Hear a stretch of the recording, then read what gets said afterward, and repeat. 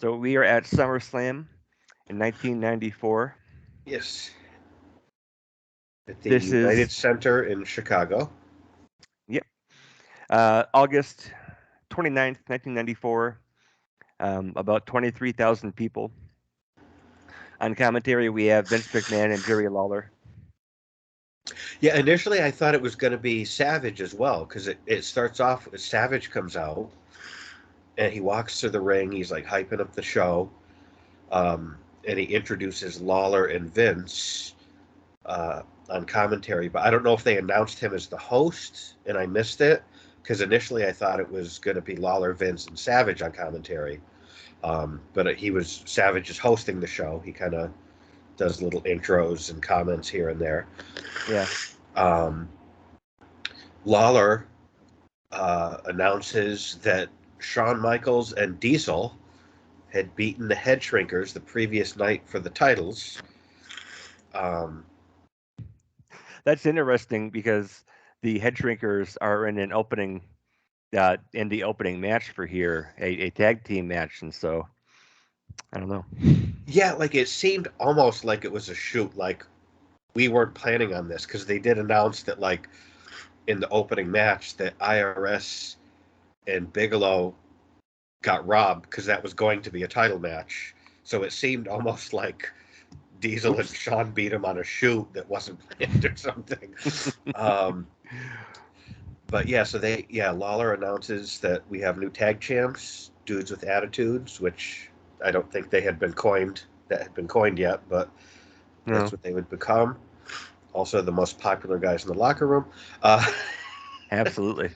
and then Lawler also announces that the whole Hart family is here for the cage match, including Davey. He makes a point of mentioning that Davey is there. Yeah. Um, so yeah, Lawler kind of sets the stage. Seems like a big crowd, and I Yeah. know Chicago's always a hot audience. Yeah. And there were a couple moments throughout here where uh, like the crowd exploded, and it was pretty impressive. It was fun to watch. Yeah, I know Chicago's like a big wrestling town, always has been, and yeah. So our opening match, IRS and Bam Bam Bigelow, accompanied by DiBiase, take on the Head Shrinkers, accompanied by Afa and Lou Albano. Yeah. Um, and yeah, they did make a point of saying, this was going to be a tag title shot for IRS and Bigelow, so they kind of got robbed.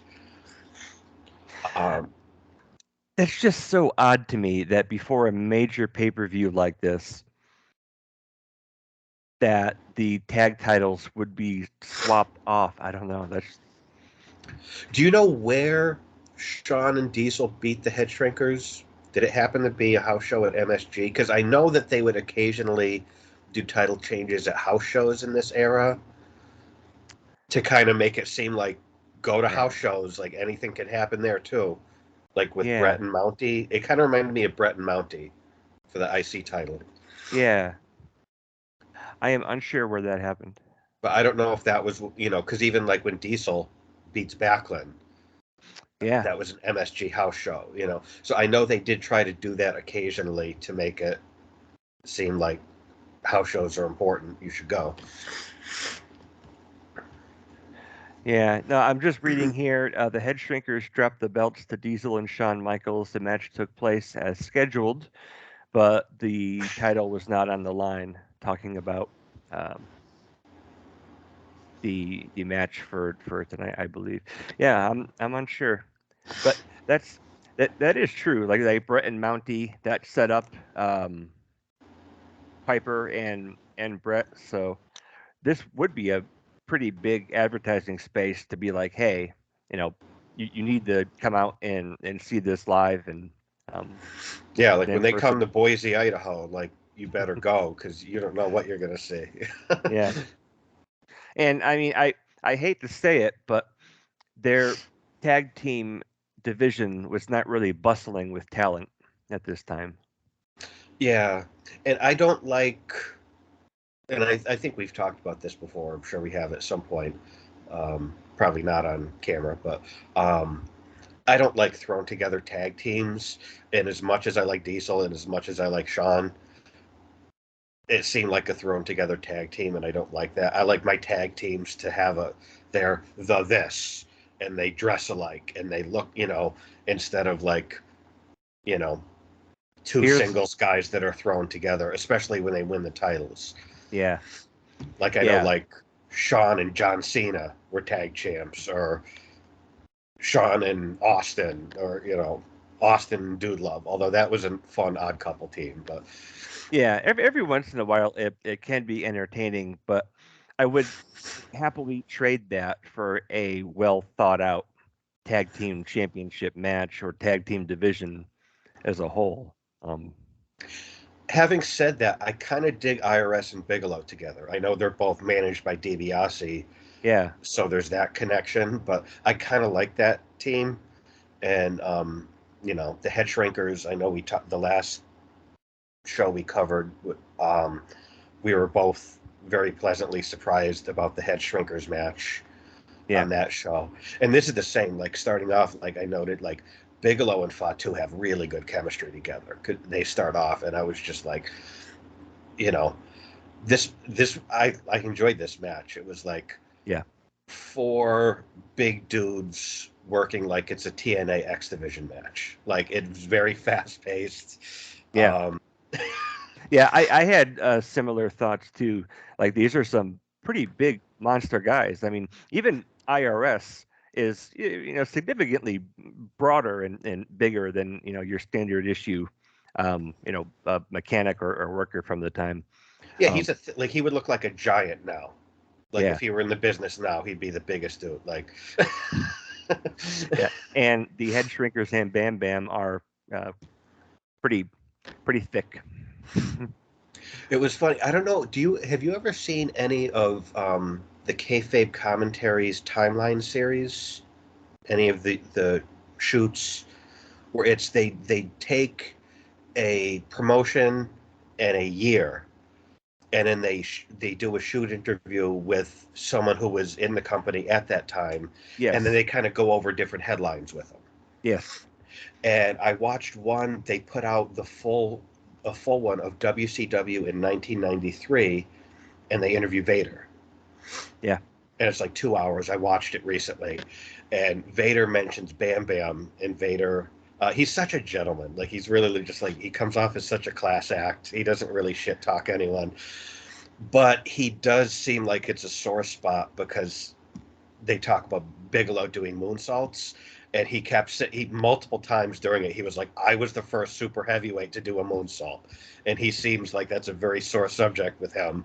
That he keeps being like, "I was the first one to do it." Bigelow did it like 2 weeks later or whatever, and he was like, but he was like, "I was the first super heavyweight to." But we're talking about Bigelow. It just made me think of that. Yeah. Well, and there's a lot of parallels between those two guys. Yeah, Um, because they're both super agile, super heavyweights. yeah, and they're both pretty menacing looking, Yeah. and so whenever I do think of agility between them, Bigelow would probably be the one that comes to mind first, but Vader was absolutely not a slug in the ring or anything. Well, Bigelow also like couple inches shorter. Is he? I don't think he's quite as tall as Vader. I think Vader's got a few inches on him. Okay. I could be mistaken, but I think Vader's got a few inches on him. But But yeah, but this was a we go back to seeing a tag team match to open up the pay-per-view. yeah, and like we are saying, like it's got a really fast pace. These guys never slow down, so it's a good opener because it's exciting. Um, yeah, like I just wrote like this looks like four big guys looking like it working like it's a TNA X Division match is what I wrote. Yeah. I did get a kick out of, and I also was like, all right, this wouldn't fly today. Afa says something at ringside, and the camera catches it, and he says something not in English, and Vince was kind enough to translate it. He translates it to English, and he says that what Afa said was that Domino's delivers. I don't know if you caught that. I did not. And I was like, that was kind of funny, but that wouldn't fly today. I did not catch that, but I wish I had. Yeah. Yeah, because as the camera's up on Alpha and he says something, not in English, and Vince is like, he just said Domino's delivers. Oh, Vince, you silly, silly man. I like as we reach the conclusion in this, they do the shrinkers do like I can only describe it as like a double skull crushing finale. Yeah, Like what they do a double version of that and then a top rope splash on IRS. I thought that was a nice combination. yeah. Well, Um, and I believe the head shrinker's finisher was one of them going up to the top rope, and the other one kind of launching him. Am I remembering that wrong? I believe you're correct on that. Yeah, Yeah, this yeah. was close to that, right? Well, they did like the double skull crushing finale, and then I think only one of them.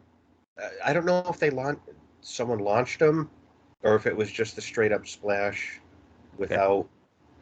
That was sort of like we were talking about dudes with attitudes. Like I like when Sean would do the splash off Diesel's shoulders. Yeah, That was cool. Just get yeah. a couple extra inches up there. Mhm. What did you think of DiBiase's attire coming out for this event? I didn't make a note of it, and you've watched it more recently than me. What was he wearing? Um, he had it was all black. He had the sequin jacket, Hmm. but it was almost like a pullover, and the dollar sign in the back was just like a solid gold outline. There weren't any well, it was a solid gold outline, all filled with gold too. But it was a sequin jacket, but like regular black pants, and so it seemed more business casual than anything. I don't know. I always love seeing his outfits um, for these events, and so this one just seemed a little bit uh, different from what he normally would. And I thought it was all right. Yeah, I didn't make a note of it, so I guess it didn't leave much of an impression on me. But Okay. The last thing that I did note towards here is that these like you had just said, these guys are pretty beefy.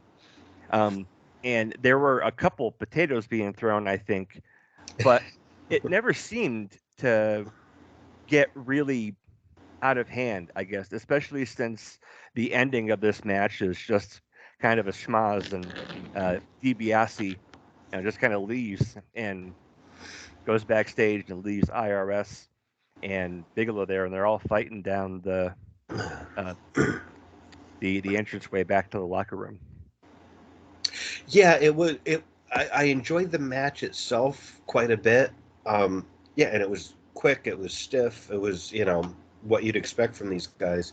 And then yeah, it was kind of a weird finish. Like Bam Bam interferes, and Albano gets knocked off the apron. Alpha comes in, and like it just kind of a weird finish.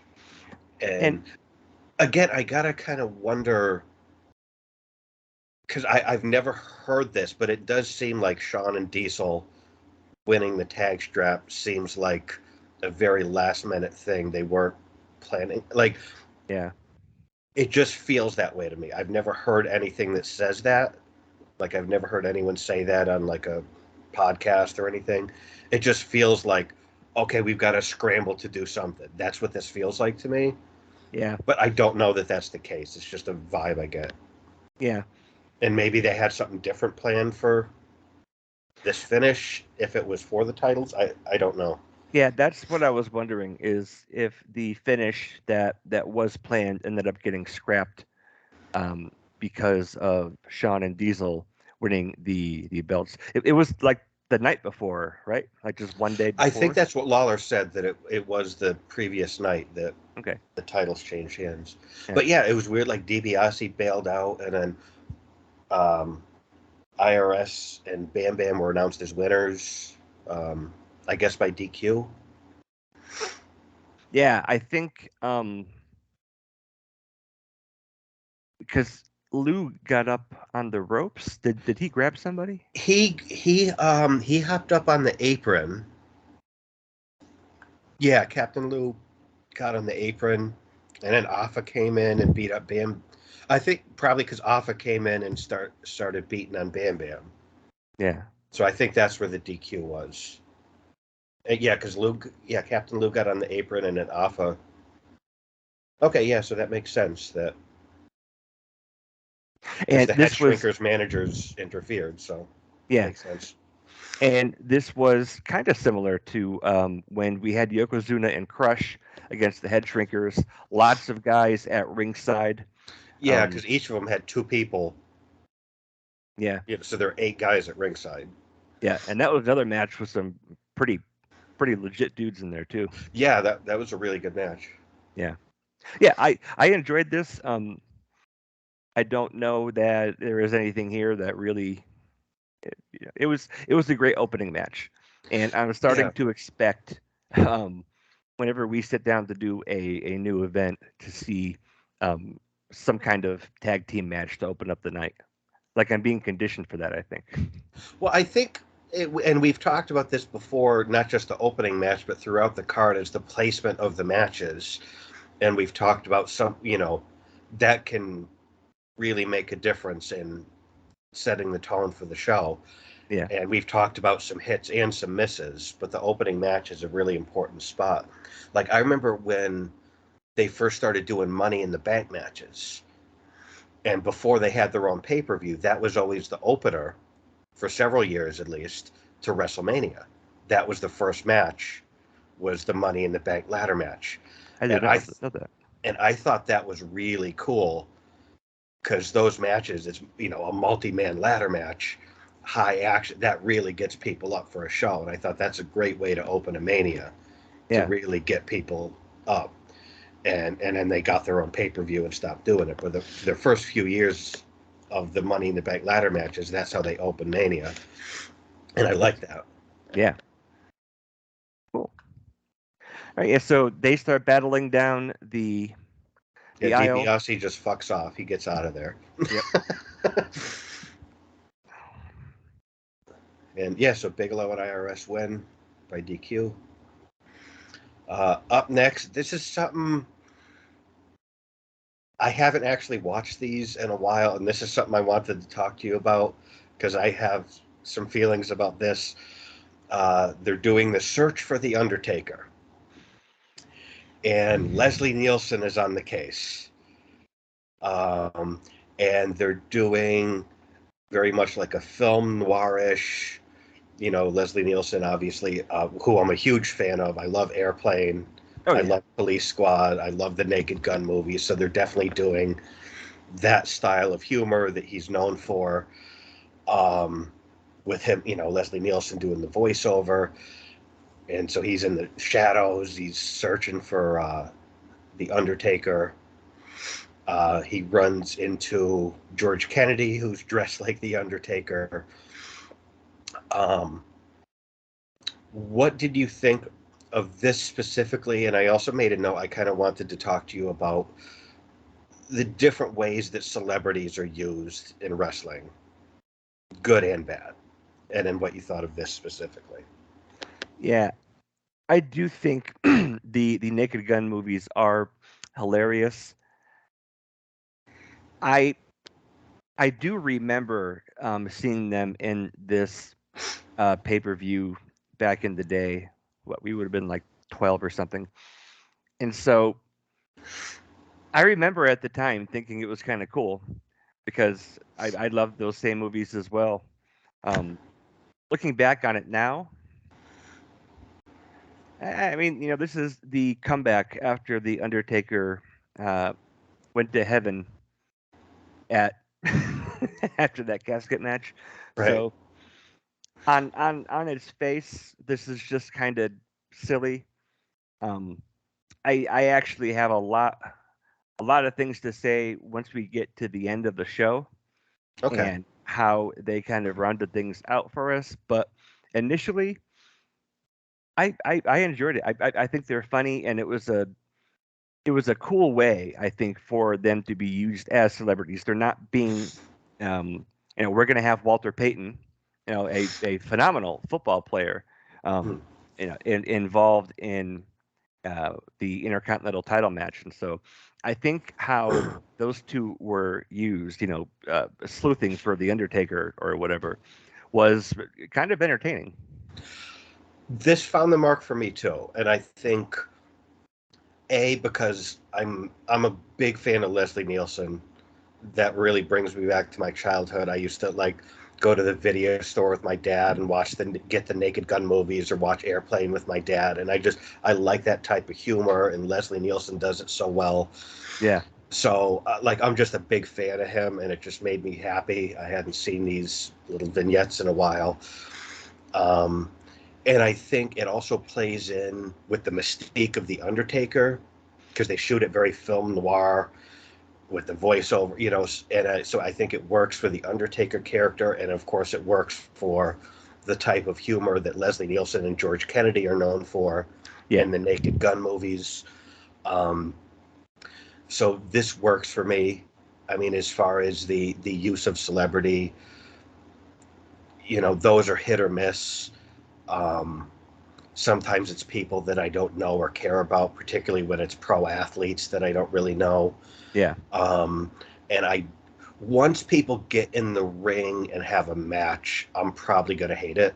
yeah, There's a couple, there's like Rodman and Malone is a good example for me when they used Dennis Rodman and Karl Malone in WCW because it was a tag match. yeah, So it's like, okay, the basketball players are working with the basketball players or with guys that can work with him, but then they're in a tag match. So it's DDP and Hogan doing most of the work.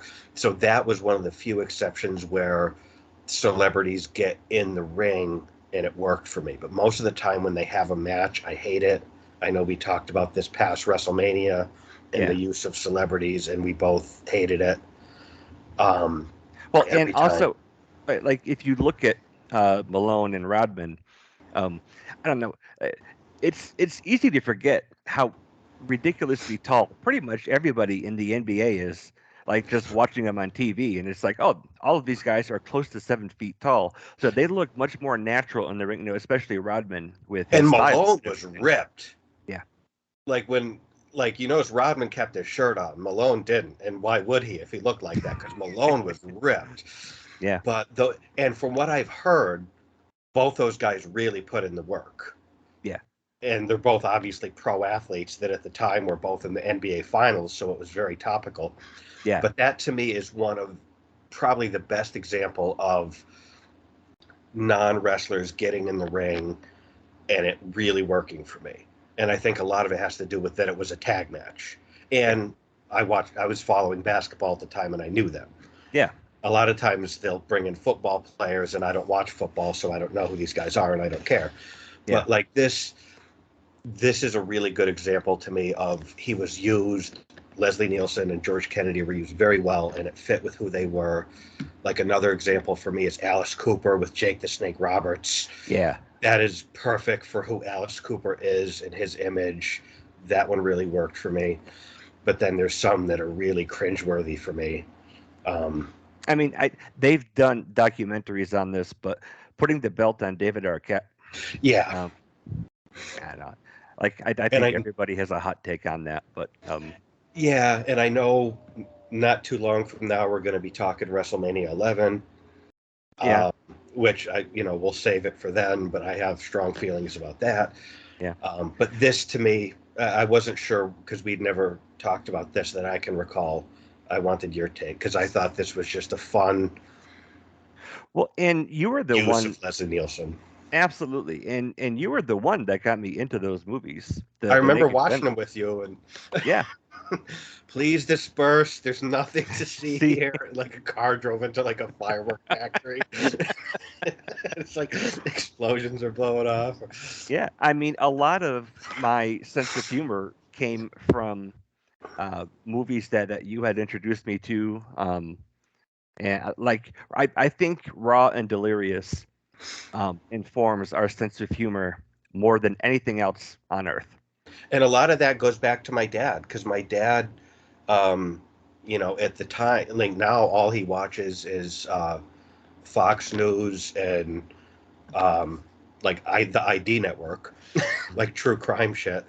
But at the time, all he watched was comedies, and that was kind of our thing. Was we would go to the video store and pick out comedies to watch together, and then sometimes he'd let me get like a horror movie or a wrestling tape. But that was kind of our thing: is we go to the video store and watch comedies together. So like Mel Brooks and the Naked Gun movies and all the old stand up, like that was, I got all that shit from him. Old Eddie Murphy movies and Yeah. um, Yeah, my parents were into like Beverly Hills Cop. yeah. They did like a lot of stand up, but um, the all the things that I kind of uh, fell into, like all the different movies and comedy, that really, like I said, really informed my sense of humor was from you and the Naked Guns. So this, Airplane, I could still quote. That's one of the most quotable movies of all time. yeah. So Do you have any light reading? We have this leaflet on famous Jewish sports legends. Kareem Abdul-Jabbar is the co-pilot. Yeah. My dad says, what did the kids say to him? They called him lazy, except when he's in the playoffs. Yeah, listen, kid. Like, because Yeah. up until that point, he's denying that he's Kareem Abdul-Jabbar. Excuse me, stewardess. I speak jive. Yeah. Which I love when DX did that. When they reunited and DX did that, and Shawn Michaels could speak jive to Crime Time. Yeah. I remember that. And I was like, wow, that's Things that would not get over well today. Shawn Well, Michaels speaking jive. and plus in '94, I mean, isn't that kind of right in the middle of the heyday for the Naked Gun movies, like the early to mid Yeah. '90s? Yep. But yeah, so this definitely found its mark for me. I remember liking them when I first saw them, and I still like them now. I think this was a good use of Leslie Nielsen, but I didn't know your take on it. Yeah. Nope. I remember it back when it was happening, and I think yeah, because my dad's birthday was August 26th, so we usually got SummerSlam every year, and I I want to say that with Leslie Nielsen in this, that it was probably more interesting for probably my mom, even my dad, maybe a little bit seeing somebody outside of the wrestling world in there. and Maybe that that's happened. I'm not sure. and that's the thing, like going back to like the use of celebrities, because like we're hardcore wrestling fans, and sometimes like I forget that they want to appeal to a broader audience because like to me I'll see use of celebrities and it's like they don't need that. This is a good show. I'm interested. Why are they bringing in outside people? It's a good show. And Yeah, then like what you mentioned with your parents, it's sort of like, oh yeah, Leslie Nielsen or Mike Tyson or Jay Leno or whatever might get new eyes on the product that for people like us seems unnecessary, but that's it true. there's a reason they continue. Wrestling companies to this day pay celebrities a ton of money to come in for shit like this. Well, and plus, if a kid is trying to convince his parents or her parents to get the pay per view, and then they see it's like, oh, Leslie Nielsen or Walter Payton or Alice Cooper, yeah, whoever. Like, yeah, like that might just be interesting enough to sway them into buying it. yeah. So maybe I should lighten up. But Well, I mean, that being said, it doesn't mean that what they do when they're brought in is really effective or even good. But right, yeah. I Like can I don't I need to can get it. see Jay Leno or Bad Bunny have a match ever. I don't. But Leslie Nielsen looking for the Undertaker, I can get down with that. Yeah, Up next, and this is one I was looking forward to talking about with you. yeah. For the women's championship, Bull Nakano, accompanied by Luna Vachon, versus the champ Alundra Blaze. My first note is Lawler is going to have fun with this. Yeah, yeah. Um, I have. He's going to say shit that would get him canceled today. Yeah, I do have a couple Lawler quotes in here from this match. Well, I remember Um, the last Alundra Blaze match we covered, and I forget who her opponent was, and Lawler said a bunch of inappropriate shit, like making jokes about Alundra Blaze, so I always thought she was really good looking. I think it was Leilani Kai. That sounds right. Yeah. Yeah, if it's not, Tony will let us know when he watches this. But yeah, my first note was Lawler is going to have fun with this. My second thought, and I know we've talked about this before with Luna, because she's been featured on a lot of the shows we've covered recently. Yeah. What the actual fuck? Like, if I were Luna, it'd be like, I'm here in the company in your employ already, and you're bringing in someone else from Japan to wrestle her. I'm here. What the actual fuck? Like, what does that woman have to do to get a break in this company? Lawler does say, I'm pretty sure it was Lawler, that Luna Vachon is credited for bringing Bull Nakano to the WWF at the time. Which I'm And sure is not true. no, no, not at all. And then I started to think, like, these three women most likely make up the entire division for the women in the WWF at this time. This is their entire division. Well, like I even made a note here. It's like Luna must be like, you finally start having women's matches, and you've still got me outside the fucking ring. What the actual fuck? Like, because Luna can go and she's bad at. Like, Yeah. why was Luna not in the ring as the challenger? No disrespect to Bull Nakano, who brought Yeah. it, and she's awesome. Yeah. But like, Yeah. I thoroughly enjoyed this match. well, yeah, like I made some like so. Okay, so like Bull Nakano comes out. How badass does she look? Seriously, like that hair, and she's like, she looks like she's gonna fuck you up. This was not a diva. She is. That is a women's wrestler that came to kick ass. Yeah. There's quite a few comments about her hair, and I was looking at it, and I'm like, that's That, impressive. that is bad. Like she came out looking ready to fight.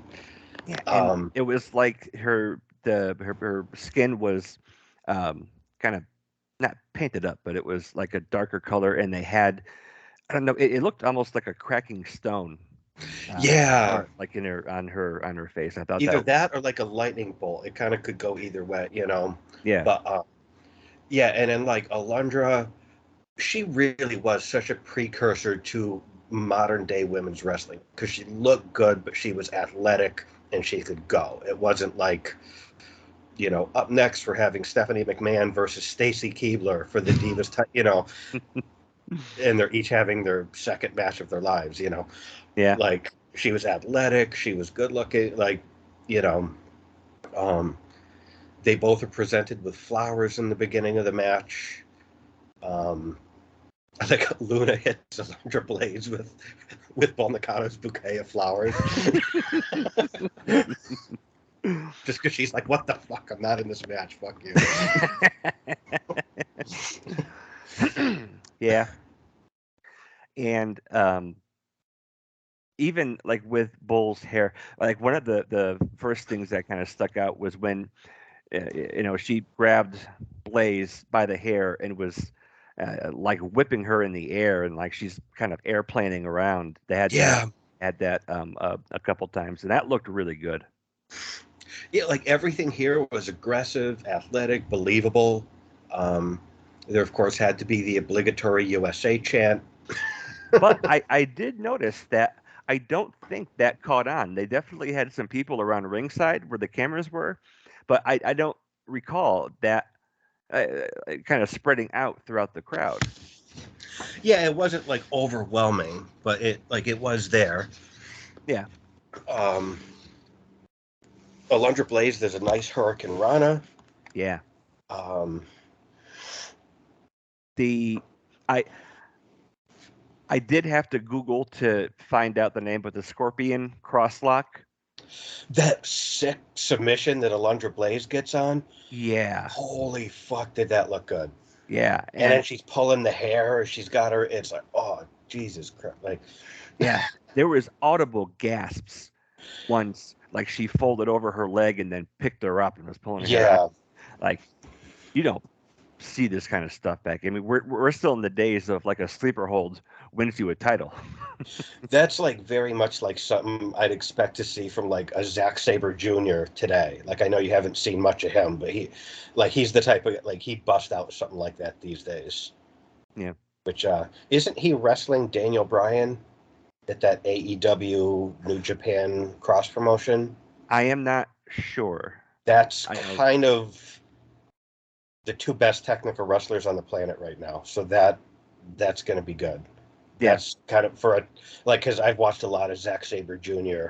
I think he's probably the best technical wrestler of all time. So him and Daniel Bryan, like that's going to be really good. um, but yeah, that submission. Oh my god, that was I popped for that for sure. yeah, me too. Uh, at one point, Alundra goes for a pile driver. I like. Did you notice King's commentary? She'll break her hair. Yeah. Yep. And I can't remember what it was, but Nakano gets Blaze in like a sit down power bomb move. I think it was going to be like maybe a leapfrog or something, but she catches her and then just sits down and drops her. Yeah, it looked to me. I could be mistaken. It looked like she might have been going for a second Hurricane Rana, Okay. and I think Nakano countered that into it. Yeah, a really nice sit down power bomb that Batista could have learned from. I always Yeah. hated his sit down power bomb. They never looked good to me. Well, and the very, very few times we have seen a power bomb since starting reviewing these older shows, it sticks out quite a bit. Yeah, Because in you, about 2 years, that would become like a very common big man move that would kill you. yeah. Um, at one point, uh, Jerry the King Lawler tells Vince McMahon that they count faster in Japan. Yep. And she goes, Nakano goes to pin Blaze, and she kicks it out. It's like they count faster than that in Japan. I just, I love the King. Yeah. He was surprisingly well behaved here compared to the last Alundra Blaze match we covered, Yeah, where he was very inappropriate the entire time. Like this, he was a lot more well behaved in this one. yeah, Um, Nakano misses a top rope leg drop that looked good. yeah. It Um, looked painful. Like it, yeah, and she's a big woman to be doing top rope leg drops.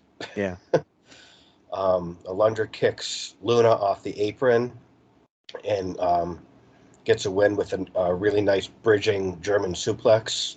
yeah, yeah. That looked really good for um, how much bigger Nakano is than Blaze. There was I mean, got her over clean, and it was arching up like off her shoulders. That looked really good. I really appreciate a nice looking bridge. Like when they get up on their toes and their arch back, like I appreciate a nice looking bridge. Yeah, And she always did a nice bridging German suplex. yeah, The crowd pops big for this. This was for me. I don't know if it was the first women's match I ever saw, but it's the first women's match that really stands out to me. yeah, Where as a kid, I'm like, oh, women do this, and it wasn't like a bra and panties match. Like it was like they're gonna go. Like yeah.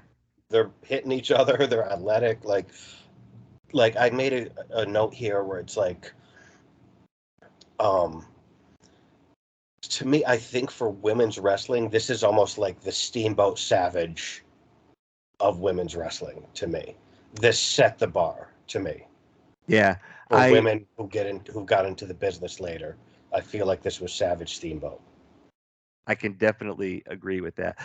When I was kind of after Alundra goes over, I was thinking and I wrote down, even accounting for the different styles with men and women of this era, these two just out wrestled everyone else on the card. Yeah. And again, this was kind of what we see today, Yeah. and this is back in 94. And it's, they weren't treated like sex objects, they were treated like athletes. Yeah. And it was a competitive match, and it wasn't like the novelty of the fact that they're women. Um, Yeah. this was a little taste of what we have now. Yeah. Definitely ahead of their time. Definitely um, paved the way for what we do have now. Yeah. And again, poor Luna. I know. Like she is involved, but never in a super meaningful way to where she could be used for all of her potential. She's like always the bridesmaid, never the bride. Yeah. And then when they do let her get in the ring, she's putting over Sable. That is true. Um, Up next, Todd Pettengill interviewing the new tag team champions. We got Diesel and Sean. Um, they talk about winning the tag titles. They talk about Walter Payton being in Razor's corner. Yeah. Um, Diesel calls himself Midas. Yeah. I thought that was a really cool line. It was a cool line, and this was sort of, it's kind of nice seeing like the evolution of Diesel, like, because he definitely promo wise wasn't there yet, because he ended up being a great promo. Yeah. He wasn't there yet, but he was, you know, we're seeing him take baby steps to get there here. Yeah. Yeah. No, this was definitely a pretty effective promo, I thought, Yeah, because we're still kind of in the tail end of an era where you just kind of scream and yell and shake and point at the camera a lot, and so um, this seemed a lot more uh, a lot more of Big Daddy Cool Diesel as opposed to just Diesel. I don't know. yeah, I have a distinction in my head of that. One of the other things that I have a distinction for as well is that he still doesn't have actual theme music. yeah. But yeah, I mean, like I think you get a little bit of it as he's Diesel, and then when he goes to WCW, I think Bischoff gets it, where it's sort of like the key to Kevin Nash is to let him be Kevin Nash. That's all you got to do. Let him be himself. That's it. Yep, that works really well.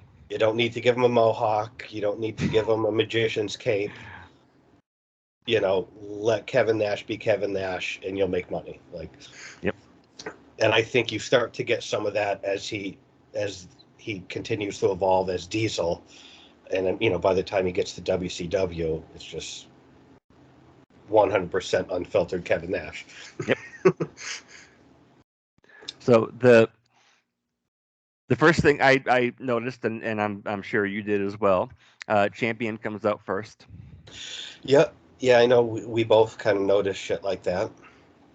And Uh, I did try to muse to myself and figure out if there was a definitive reason why, and I thought that uh, Walter Payton is kind of the star of this match. yeah, I think it was to highlight Walter Payton. Yeah, That would have been my guess as to why they did it that way. yeah, I did make a note. I dig how with Diesel's entrance, like in the back, it looked like headlights on a truck. I didn't notice that. Yeah, it looked like the little thing behind the entranceway where he comes out when he made his entrance. It looked Oh, like two headlights that you'd see on like a Mack truck. I thought it that's was cool. a nice visual that was fitting for him. Yeah, Um, Sean does such a good job antagonizing Walter Payton. Like, yeah. Sean was on his game tonight. it's the thing about Sean is he is going to get over even when he's not even fucking wrestling, and we saw that in the match, like when he was doing his little uh, "Catch Me If You Can" with Jim Neidhart Yeah, in the last show we covered. He does it here, like even when he's a referee, like when he was the referee for Sean and Brett, or for Brett and Taker. yeah, you're paying more attention to Shawn than either of the other two guys, or when Shawn referees Triple H and Taker in that end of an era. Like Yep. Shawn can't not be the center of attention. Yeah. He just can't. I was also taking a look because we have, I don't know at what point you have like this rock solid click, but click or not, looking at these guys, not just like their appearances, but like their promos and everything. These guys are the stars of this era, Oh for yeah, for better or worse. And whenever they work with each other, they just outshine pretty much everybody else, for the most part. yeah, and that's the thing that like I've heard different members of the clique say, where it's sort of like, think what you want about us, we delivered. Yeah, So fuck you. Like, yeah. And and this. but go Oh, ahead. go ahead. Sorry. But I was just going to say that like, how many weeks in rent-a-cars and hotel rooms do you think they talked about this match? Because they all rode together and Yeah, ate together and trained together and traveled together. So I'm sure that they talked about this for weeks going into this, and it shows. yeah, yeah. There was a lot of time put into this, and I did wonder, like Walter Payton doesn't have a huge spot in here. He's not going to get into the ring. He doesn't seem like he's trying to steal the show either. Um, he has a. I don't want to say like he knew his role and shut his mouth or anything, I but was gonna use those words. yeah, but he seemed like he was there for one reason, and he was really effective in that role. Yeah, So he he had a for role to play. He played it well. He didn't overstep. Yeah, for all of the ways that WWF or WWE has brought in celebrities or other athletes, I thought this was a perfectly good example of how somebody like him could be used in a match or in an angle for someone. Yeah, and like I'm not a football fan. I'm not a football pan either, but so I don't know Walter Payton. I wasn't invested. Like it wasn't like, oh great, Walter Payton's here. I'm pumped about that. Like I didn't care, Yeah, but he was used well. He was presented like, okay, like I care about this, and he was used well here. yeah, and like they didn't interview him before or after, so he was just uh,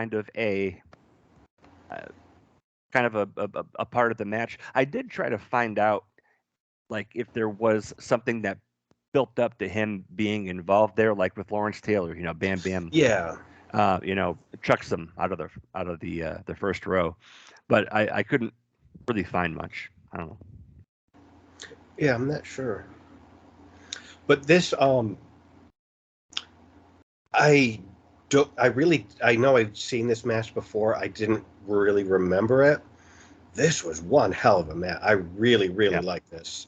yeah, Like, Razor does the toothpick in Diesel's face, and he, hmm all his great punches and slaps. Razor was so good at.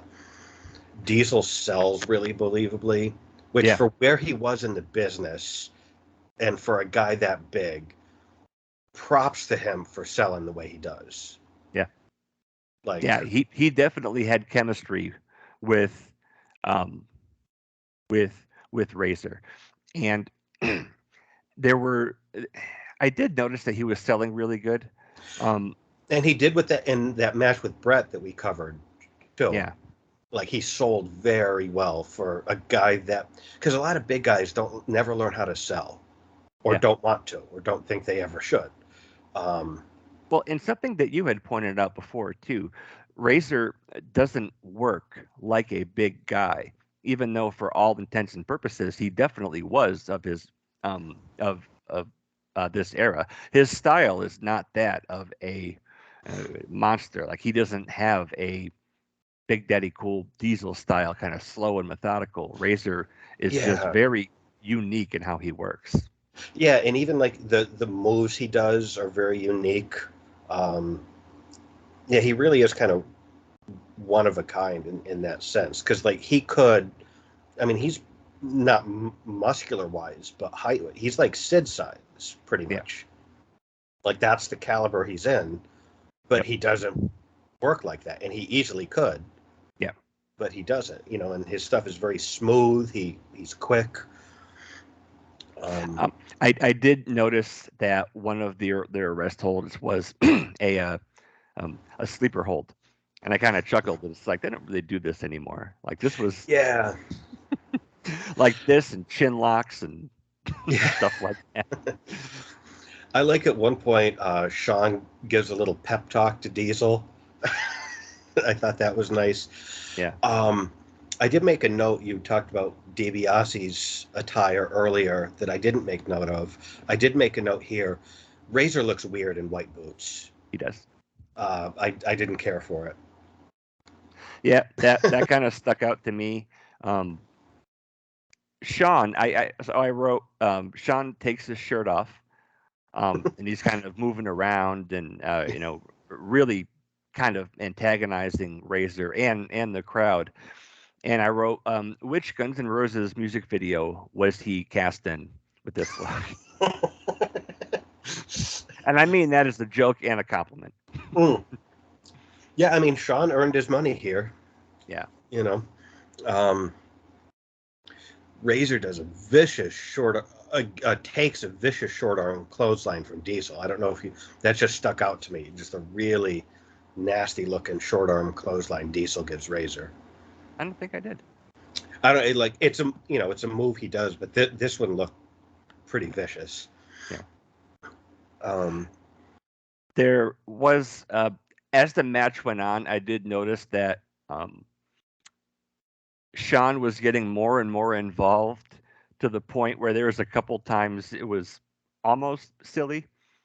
Um, like where he gets up on the ring and is like standing on the ropes, and like Razor is, getting like a 10 count outside the ring, and Sean's just hanging up there looking around, and I'm like, well, I think what I was saying, like Sean can't not be the center of attention, and I think in this era, because he brings Diesel in, and then Diesel's, wrestling Brett for the world title. He's the IC champ. Now he's a tag champ. yeah, And I feel like Sean, even though they're buddies, has got to feel like I'm the best motherfucker here. Why am I not the guy? And I think he's trying, we'll get to it when we talk about WrestleMania 11, but I think Sean is trying to be like doing anything he can to be like, notice me. Like, I deserve to be the man. yeah. Well, and it was just a few months earlier where he had that ladder match with Yeah. Razor, and so, and then Razor dropped the belt to Diesel, leading up into this match. So it is still weird seeing Diesel with the IC title. Yeah. Well, that's like normally guys that big skip in line and go right to the world title, even if they're inexperienced. Usually they cut in line and go right to the world title picture just because of their Especially, size. yeah, especially during this time in this era, um, that was kind of common. There was a spot I like you talked about Sean's involvement where Diesel's doing that thing in the corner. He gets Razor in the corner and he's just got the foot up. You know how he kind of stretch himself out and Yeah, under Razor's chin and he's stretching. And Sean's on the floor and he's grabbing pulling his hair. Razor, pulling his hair down from the floor. I thought that was nice. Yeah, there were there was a lot of good like heel psychology with getting Yeah, behind the rest back going on. Um, a lot of it was just Diesel kind of reaching back and grabbing the ropes with an abdominal stretch, and I always love that spot. That's just sort of like such a yeah, bygone era but effective thing. yeah, and then just like the look on their face, it's like they just got pulled over, and it's like there's no drugs in the car. Yeah, yeah, But yeah, that little spot with Sean pulling his hair, that was nice. Yeah, it was there. Oh, there was uh, Diesel gives a sidewalk slam to Razor, and I swear he gets him all the way up and kind of just plants him. Maybe it's because of how big they both are, but there's like a big thud when he dropped him too. Well, it's funny because people give Nash shit for having a limited repertoire, and I've defended a lot of big men by saying like you don't need a lot if you're that size, but Yeah, everything he does looked good. yeah. So it's like, you know, I don't want to see him, you know, Well, and doing acai moonsaults and like yeah, he's like 7 feet tall. yeah, but yeah, what he had, he made work really well. Same thing with Hogan. Same thing with The Rock, although The Rock was not as big as they are. But uh, they, what they had, they made work really well. It was believable. It was entertaining. And whether or not they were limited to that because of just their ability, or if it was because that was the best way for them to work, it just came off really well. And I don't know, like you said, I don't know if they need to be doing moonsaults at this point. Yeah. Well, I think The Rock kind of borrowed a lot from Razor. He worked, I feel like, in a similar way, Yeah, where he was kind of like low key athletic. He didn't flaunt it, and he was smooth like Razor, similar in size. I know we've talked about, he did the same kind of punches and slaps just like Razor did. yeah, Um, I always really liked Rock's float over DDT. I yeah, always thought that looked so smooth. I always liked that a lot. yeah.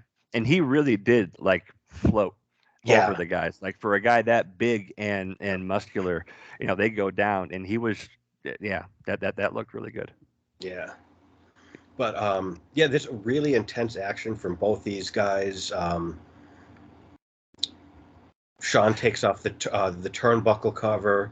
At one point, I like that Sean calls Walter Payton boy, I did notice that.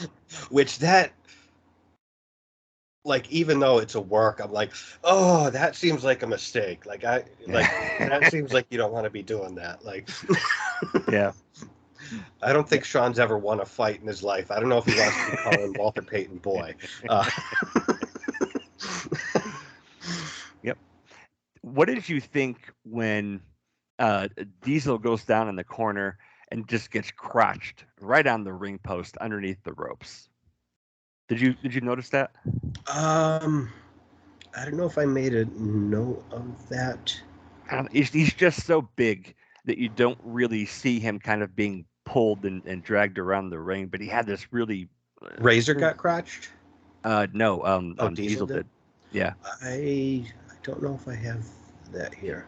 yeah. Like it just like I said, it kind of stuck out because you don't see guys like him getting dragged around the ring. He just had this great look on his face. Oh, I have the okay. Yeah, I haven't gotten there yet as far as the uh, chronology of the match and stuff. Yeah. Yeah, I did make a note about that. Well, I did prior to that. I made it about where am I? Sorry.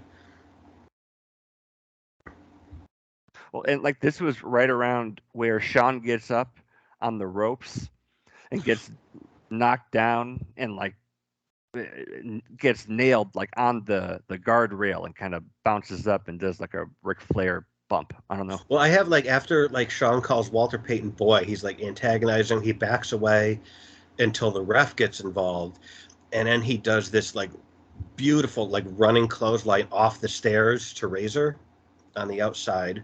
Yeah. And I like Razor's on the outside and the ref's counting and Sean's counting along with the ref. Yeah. This is when So he was up on the ring though, right? Like yeah. wasn't he on the apron counting Yeah, along? and he's counting along with the ref like super enthusiastically, like because he wants Razor counted out. Kind of Yeah. reminded me a little of his WrestleMania 25 match with Taker when Taker does the plancha Yeah. and kills the cameraman and kills himself, and Sean's in the ring and he's counting with the ref. But like in that case, it was like out of desperation, like please stay out there. 8, please stay out there. 9, like Yeah. come on, hurry up, ref. Like um, Sean, just so many little details that he was so good at. Yeah. Um, Diesel goes to whip Razor into the exposed turnbuckle. Peyton points it out to ref. Yeah. He stands in the way and then goes to yell at Sean. And then so Diesel does it anyway. Yeah, that was interesting. It was kind of weird seeing the referee jump up in the corner like, no, no. Although I did think it I thought it looked really cool how uh, he gets distracted and walks away, and like the minute he walks away, Razor does take the corner. Yeah, it's like a couple of kids trying to get away with like stealing the cookies out of the kitchen when their parents aren't looking, like Yeah. it's like they're just a couple kids trying to get away with shit and they do because they're smarter. Yep. Um, nice big boot from Razor. We talk about the abdominal stretch that Razor sells the shit out of. Yeah. I just like that very old school effective spot when he's using the ropes for leverage. Yeah. Don't use the ropes for leverage anymore. When we get towards the ending, uh, Sean gets in the ring. What did you think of the setup for the finish here? Or was there anything else that you had noted before? Well, I did make a note because Razor ends up powering out of the abdominal stretch and then whips Diesel chest first, and I wrote in parentheses waist first into the exposed turnbuckle because Diesel's so damn big. Yeah. Razor gives him a nice knee lift, runs Nash into the corner. Oh yeah, okay, so yeah, Hall slides outside. Oh shit. 1 second. Okay. At some point, my laptop got unplugged without my knowledge. Ah. My battery is low. I didn't know Yeah. I came unplugged here. Okay. Yeah, so Razor trips up Nash, crotches him into the ring post, gets a near fall after a bulldog off the second rope. Sean gets on the ring apron, playing tug of war with the IC title. Ref gets involved, ref's distracted. HBK runs in the ring to super kick Razor. Of course, he hits Diesel. Yeah. And Because at that's this, happened 1,000 times in this era. yeah, and I did notice that after this, when Sean had to get out, his hat was still in the ring. Oh, I didn't notice that. Yeah.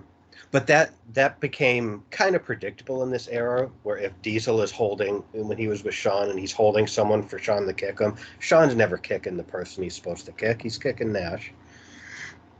So Razor gets the pin. Diesel chases Sean to the back. We got a new IC champ. I did make a note. 2 pay-per-views in a row, Sean is not wrestling. He's on the outside. And I thought that was strange to not have Sean wrestling a match. Yeah. 2 pay-per-views in a row. That's true. Well, if I ran a wrestling company and I had Shawn Michaels, I would want him in the ring. Not that his presence wasn't felt on either of these pay-per-views, but yeah, I would want Shawn Michaels to be wrestling a match. That's just me. that is very true. Well, with this one, I can maybe understand it because the having to bring in Walter Payton to kind of help balance Sean out because of the way he's interfering in Diesel's matches. Um, I guess that kind of makes sense. And they weren't tag team champions going into this event, but no, yeah, I didn't even notice that. But you're right, Sean was uh, not actively wrestling. He didn't have anyone to wrestle for this event. Yeah. But this was I love fantastic match, really great psychology. Yeah. And it's weird because when I think about like classic matches, this is one that never comes up, and I hadn't seen this in so long. I feel like in this era, this is a match that should be talked about more because this was a hell of a match. Yeah. I completely And agree. I never hear anyone talk about like, oh, remember that great Diesel Razor match for the IC title? Like, I never hear that. And when Razor got the 3 count, um, I did think that they waited maybe a little bit too long for the cover. I agree. But that crowd blew up Yeah, when Razor won. Razor was over like a motherfucker here. Yeah, he was like it was amazing. Um, the only other thing that I had kind of noted was I believe they left the tag team belts at ringside when they went back. Well, I think because Sean had to run for his life because Diesel was pissed that he cost them the belt. So I can get why. Yeah. Although knowing Sean, I could picture Sean, even though he's afraid for his life, running to get his belt. You know, because Sean always made it seem like it mattered a lot to him to be a champion, no matter what belt it was. Well, Sean was always good at that. and part of the reason I noticed that was I believe it was that King of the Ring where he interferes and then leaves the IC belt there and then runs backstage. Was that King of the Ring? Was that the match?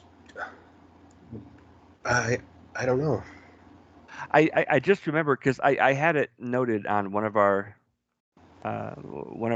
previous episodes that maybe it wasn't King of the Ring. I don't know. Maybe it was like SummerSlam of last year. I don't know. But Sean hit somebody with the IC title and then left it there and ran backstage. And this just seemed like a fun little callback to that. Oh, Um, okay. yeah, like Diesel's like, come here," and Sean's just, yeah. But yeah, this was phenomenal. I know Yeah, um, Razor was really dependable for being able to have a match with just about anybody, which I know we've both acknowledged that for a guy his size, he doesn't wrestle like a monster. yeah. Um, Definitely one of Diesel's better matches. I don't know. Like I was just thinking of, in like a year from now, we're gonna see him and Mabel, and that's not a good look. That kind of reminds me of like Big Show and Mark Henry, or eh, great guys who can have great matches, just not with each other. Yeah, it's one of those like you see it on paper and it's like, yeah, I want to see that until you see it. Yeah, Where it's but like, this okay, is it looks good until the bell rings. yeah, and this was a really big exception to that. This was phenomenal. Well, I mean, Razor was, Mabel was not the wrestler that Razor is, Yeah, bell to bell, obviously. But like, I mean, yeah, that's one of the things where, like, even though I think Nash had his biggest success, and obviously made the most money in WCW, I can't name any spectacular matches that Kevin Nash had in WCW. When I think of good Kevin Nash matches, it's Diesel. Because you look at the guys he had to work with, like Brett, Taker, Owen, Razor, Sean, Sean. Bulldog. Like, you Yeah, know, he had really good dance partners in WWF. And I can't name a great Kevin Nash match from WCW. I can't either. I can name a lot of great moments, Yeah, but I can't name a lot of great matches. that is very true. Very, very true. So yeah, so after this very underrated match, I do feel like this should be talked about more. Savage congratulates Razor and said he would not want to be Shawn Michaels right now. He talks about the tension between the new tag champs. Yeah, They've had the belts 24 hours and they're already at each other's throats now. yeah. Um, And Sean cost Diesel his yeah, Intercontinental title. How awesome did Randy's black and gold outfit look here? yeah. And Like I know this, we've consistently talked about how great Randy looks, how much time and money he puts into his gear, and he always looks like a star. Yeah, this even by Randy Savage standards, he looked great here. yeah. But yeah, so there's the Intercontinental title match. IC Um, champ. yeah, I don't remember this match sticking out to me like back in the day, but I I knew that this match would be great if you put those 3 guys into a match, it's going to be great, and I definitely think um, for a very young, I mean, Diesel wasn't green, but um, he was pretty young there, and I don't know if he had really found his stride yet. Well, I know Um, we talked about this in when he wrestled Brett for the title in the last show we covered. Was it King of the Ring? Was that the last one where he challenges Brett? Whatever the last WWF yeah, show we covered, where it was Diesel was IC champ and he challenges Brett for the world title. yeah, yeah, And yeah. we The were like, champion versus champion. and I mentioned how like because he had been in the business a while, but it was like in WCW, it's sort of like, okay, you're Oz, and you're going to wrestle 2 or 3 times, and then you're going to be Vinny Vegas and wrestle 2 or 3 times. Like, I would be interested to know the amount of matches that he'd actually had by this point. But I do think like he was better than he should be, probably because of those car rides with Razor and Shawn in the car. Yeah, Like, what better education could you get than, you know, um, than those long car rides with Shawn and Razor? well, and when we watched the ladder match at WrestleMania 10, I know we had talked about like there were some spots there where it was like I can just see them in the car Yeah, or in their hotel room, thinking just conjuring up some really creative ways to get their stuff in for that match. And yeah. Like I kind of pictured that with this match as well. Like I could just fit like they're all in like some big van, or hanging out at like a Denny's at 2 in the morning and like going over cool stuff. Like I'll be on the floor and I'll pull your hair and like. yeah, and again, click or not, this match really like for me stands out that these guys were the stars. They maybe they're they get accused, and I think it's probably more prevalent later on, but hoarding all the championship belts. Um, Back then, there really wasn't an on-screen um, kind of group for them, but um, they held the titles. The Hart Foundation did it. DX would do it, and the reason I don't have like a super big problem with it is because of how amazing their matches That's the were. thing. If they sucked and had all the titles, that'd be one thing. But they can all deliver. Yeah, and I they mean, routinely outside of the did. click, and that's the thing. You said like it would come later. Right on this show, they have 3 out of the 4 titles. So they got the tag ones and the IC. So Yeah, um, it's yeah. ev- already happening. yeah. Um, Every title match that involved them back then was a, a show stealing match. They yeah, always delivered. And then we would see like I went back and watched the 1 2 3 Kid against Brett on Raw, just because classic. yeah, like Great for storytelling. yeah for all of the crap that the new generation gets, and there is a lot of it. Um, it I do like that we're going back to watch it because so much more sticks out to me now, trying to watch it with a newfound sense of appreciation, I guess.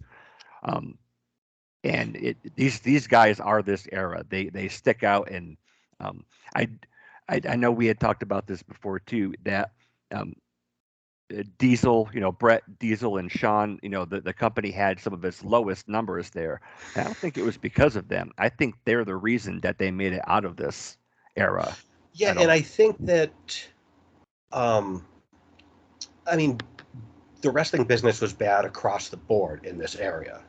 Yeah, It's not like the wrestling business was booming elsewhere, but WWF didn't have their shit together. yeah, It's like the business was down across the board. And I think that's why ECW caught on the way it was, because they had something different to offer. Because I think WCW and WWF were behind the times, yeah. and ECW was ahead of them. And I think that's why ECW got such a following, because it's sort of like, yeah, we really don't want to see Dungeon of Doom or Doink, but that Sabu motherfucker and that Yep. Sandman guy, and New Jack, I can get down with that. Like, Yep. But I mean, New Generation. I mean, New Generation, tail of New Generation, and beginning of Attitude Era is my favorite time of wrestling.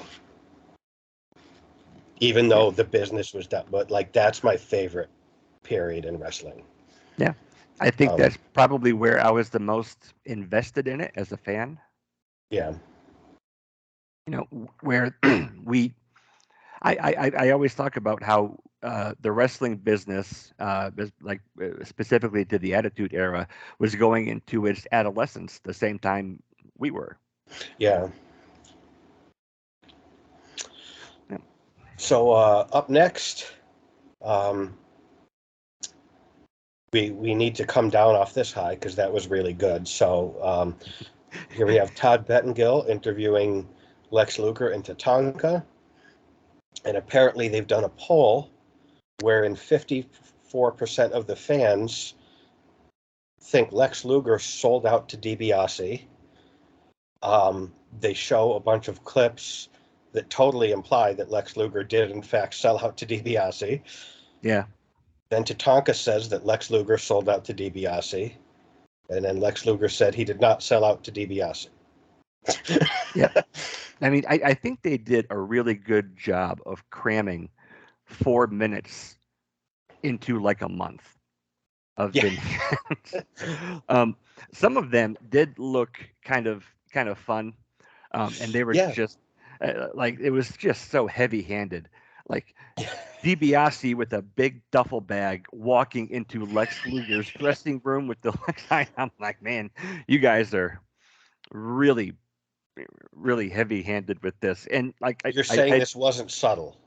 yeah, yeah, and it was pretty obvious, but I did get a kick out of watching It this was fun. Yeah, for better or worse. yeah, like all the clips they showed where it's like, okay, yeah, like of course Lex Luger sold out to DiBiase. Like Yeah, I buy it. Like so, yeah, we've got Lex Luger versus Tatanka. They keep having this match. yeah. Um, Sorry. my first. Are you good? Yeah, my thing just keeps sliding off the chair. Sorry. I'm good. Okay. My first note uh, on this match is the question of what the fuck to do with Lex Luger still lingers. I did have kind of I don't know. I'll say that kind of after the match. Okay. I did enjoy those vignettes, and even with like a better appreciation for these two guys, going back and rewatching, there really was not much going on except for punches and kicks. I mean, it seemed like this was a Nintendo game of wrestling where you had two buttons Yeah. and they got in the ring and that's all they had to work with. Yeah, and it's like, yeah, I had a couple, and as I'm rereading what I wrote here, I guess I was in a snarky mood watching this. Um, they're really shoving that made in the USA thing with Lex down people's throats. And I just made a note like, that's not unique to Lex. Almost everyone in the fucking building was made in the USA. Like they're making it seem like that makes Lex special that he Yeah, was born in America. Like they're in Chicago. Like I'm quite sure that 99% of the people in the building were made in the USA. But I guess yeah, because it's Lex, we're supposed to think it's special. I also uh, made a note like we're getting an encore from the Stellar King of the Ring '93 time limit draw here because I know we love that so much. So we needed to see it again. yep. Um, I wrote I like there was nothing wrong with this match. No one screwed anything up. It's fine, but I really don't care. Like Yep. even though they did do, we both conceded they did a solid build up here, Yeah. but it's not anything where it's like, oh, who's gonna win? I really need to know if Lex sold out. Like, Yeah. you know what I mean? Like, like they did like I completely agree. They did a really good job building this up over time, but the payoff isn't gonna work if after that you still can't get people to give a crap about them. Right. And it's like, yeah, at one point DiBiase comes out with a gym bag full of cash. I wrote a note. Even Lex looks like he's had enough of this story by this point. I did see a Lex loser sign in the audience at one point, and I got kind of a kick out of that. Um, yeah, DiBiase distracts Lex. Tatanka rolls him up from behind for the win. I wrote down Lex looks confused by the finish. Um, Yeah, DiBiase comes in. Tatanka beats down Lex for about 9 days. Like that beatdown went on for fucking ever. and then they're walking down the aisle, and DiBiase's like, "Why don't you go back and give him some more?" Yeah, because we didn't get enough of Tatanka beating down Lex, so he sends Tatanka in to beat him up some more. Um, hooks on the $1 million dream. DiBiase stuffs money in Lex's mouth. Um, I made a note that Vince's level of outrage on commentary is not matched by this crowd. Vince is really trying to put this over, and the crowd does not share Vince's level of outrage here. Yep, I completely agree. But I wrote that like the beatdown went on too long, and I made another note that I am not a fan of heel Tatanka. I think Tatanka works better as a babyface to me. I don't really dig heel Tatanka. Well, and I I do remember, he was a solid mid card guy Yeah, who um, uh, put a lot of work into his craft, but I don't know. Like when DiBiase came out, I wrote Ted walks out and it's time for the swerve. Um, I just maybe it's because I don't know. That is true because they had that match at King of the Ring, but that was the year before. That was yeah, in '93. yeah, There, because that was a King of the Ring match. They went the time limit draw. yeah. And if I there's any two guys I want to see go to a time limit draw, it's Lex and Tatanka. that's the gift that keeps on giving. Um, I only had like two thoughts after this. One is that Tatanka, I really think could have done a lot more with his time in the WWF if he was given more to do. I think Yeah, I I agree. yeah, I think he was definitely capable of doing more. And looking back, because we're starting to, Made in the USA, Lex has been a big part of the last couple of years that we've been reviewing. And Yeah, so I thought that so Hogan's leaving. He's going to do movies. He's going to end up in WCW, and so Vince is very hesitant to pull the trigger on Brett. And I thought about this. They have the Lex Express made in the USA. Lex, I don't believe could have ever worked. Hogan had charisma for days, and I'm sorry, but Lex is a red, white, and blue plank. I don't. I really don't see how this could have ever worked. yeah, and that's the thing is like, Vince is obviously trying to replace Hogan, and there's a lot of reasons why Hogan and that gimmick worked. Lex obviously had the look. No one can Oh yeah, debate that. Big guy, phenomenal physique, looked like a star. Handsome guy. Like yeah, obviously you're going to give the guy a try, and they tried really hard. I can't fault them for that. But like you said, Hogan had a shitload of charisma, and Hogan was a master of psychology. yeah. Like I don't think Hogan gets enough credit for that, where it's like, yeah, he was limited physically, but he knew how to tell the fuck out of a story. Yeah, Lex didn't have that psychology. He didn't have that he had the look, but that's about it. He didn't have the athleticism. He didn't have the charisma. He didn't have the mic skills. He didn't have the psychology, yeah. Like you know, that that's Hogan what had. was, yeah, and that was really kind of obvious here because again we've been covering the WWF where Lex was given this he was going to be anointed the next Hulk Hogan, Yeah. and just And you seeing can't just, the Hulk Hogan role is not an interchangeable part. It no, just isn't. no, They've and tried, many companies have tried many times to book the next Hulk Hogan, and it's never happened. no, Hogan is irreplaceable.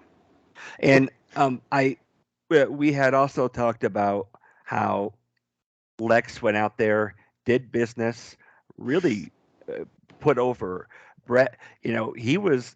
I don't know how I would have felt after all of that. The Lex Express, all the work that he put in, for them to just be like, sorry. But even with that happening, he went out there, he did business. Um, Yeah. yeah, and I do think that he should get a lot of credit for that. But again, Yeah, I know just he was definitely a professional. Like I yes, can't fault him on that. And even like the thing with the Royal Rumble finish with Brett, he played that out well. yeah, And even if he wasn't happy about WrestleMania 10, he went out and did business. So I don't want to shit on Lex completely because we have given yeah, him credit on some of the previous shows that, yeah, Lex did business, he did his part. I kind of dug the narcissist character. I thought that was good for Lex. He didn't have to talk. He just had to look good and be cocky, which from what I hear of Lex at this time wasn't much of a stretch. yeah, Um, and also credit where it's due. I think Lex's best work was when he went back to WCW, yeah. Yeah, I and mean, he was like opposing the NWO. Like that was, I think, Lex's best work. well, and that match where he wins the title and like the locker room empties, that was his WrestleMania 10 match. I mean, Yeah, that's very significant. Um, yeah. So yeah, he would go on to do great things, but here I think it was a miss because they didn't need to search for the next Hogan because they had the first Brett. That was the answer was right there all along, and Vince, it just took him a while to realize it. yeah, And you can't find a next Hogan, and you had but the first Brett, and so I think trying to have him fill Hogan's shoes, nobody could do that.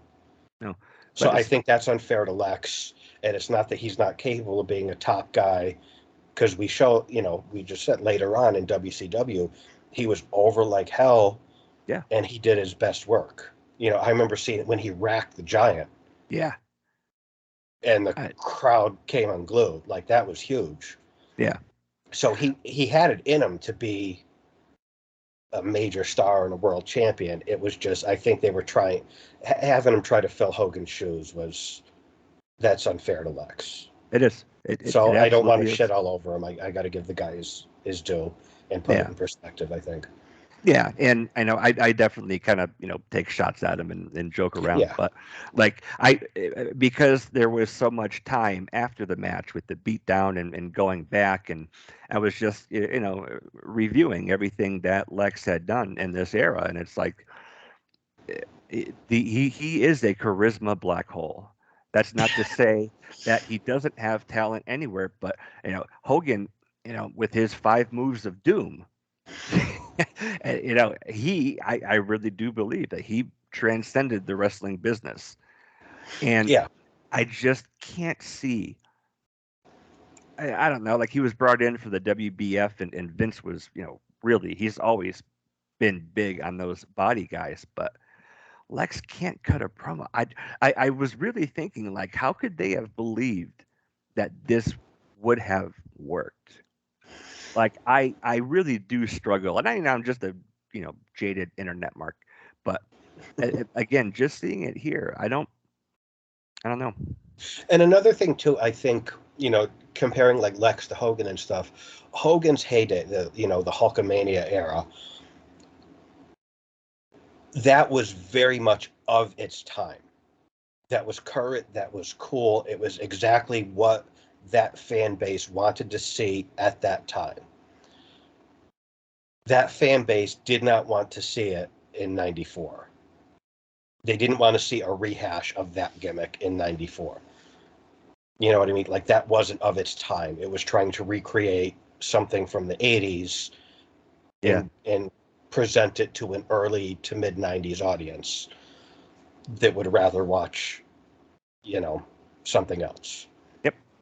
So, But yeah, so that was my big insight into yeah. um poor Lex. I don't know about poor Lex, but it just He, wasn't going to work. Tatanka could have done a lot more.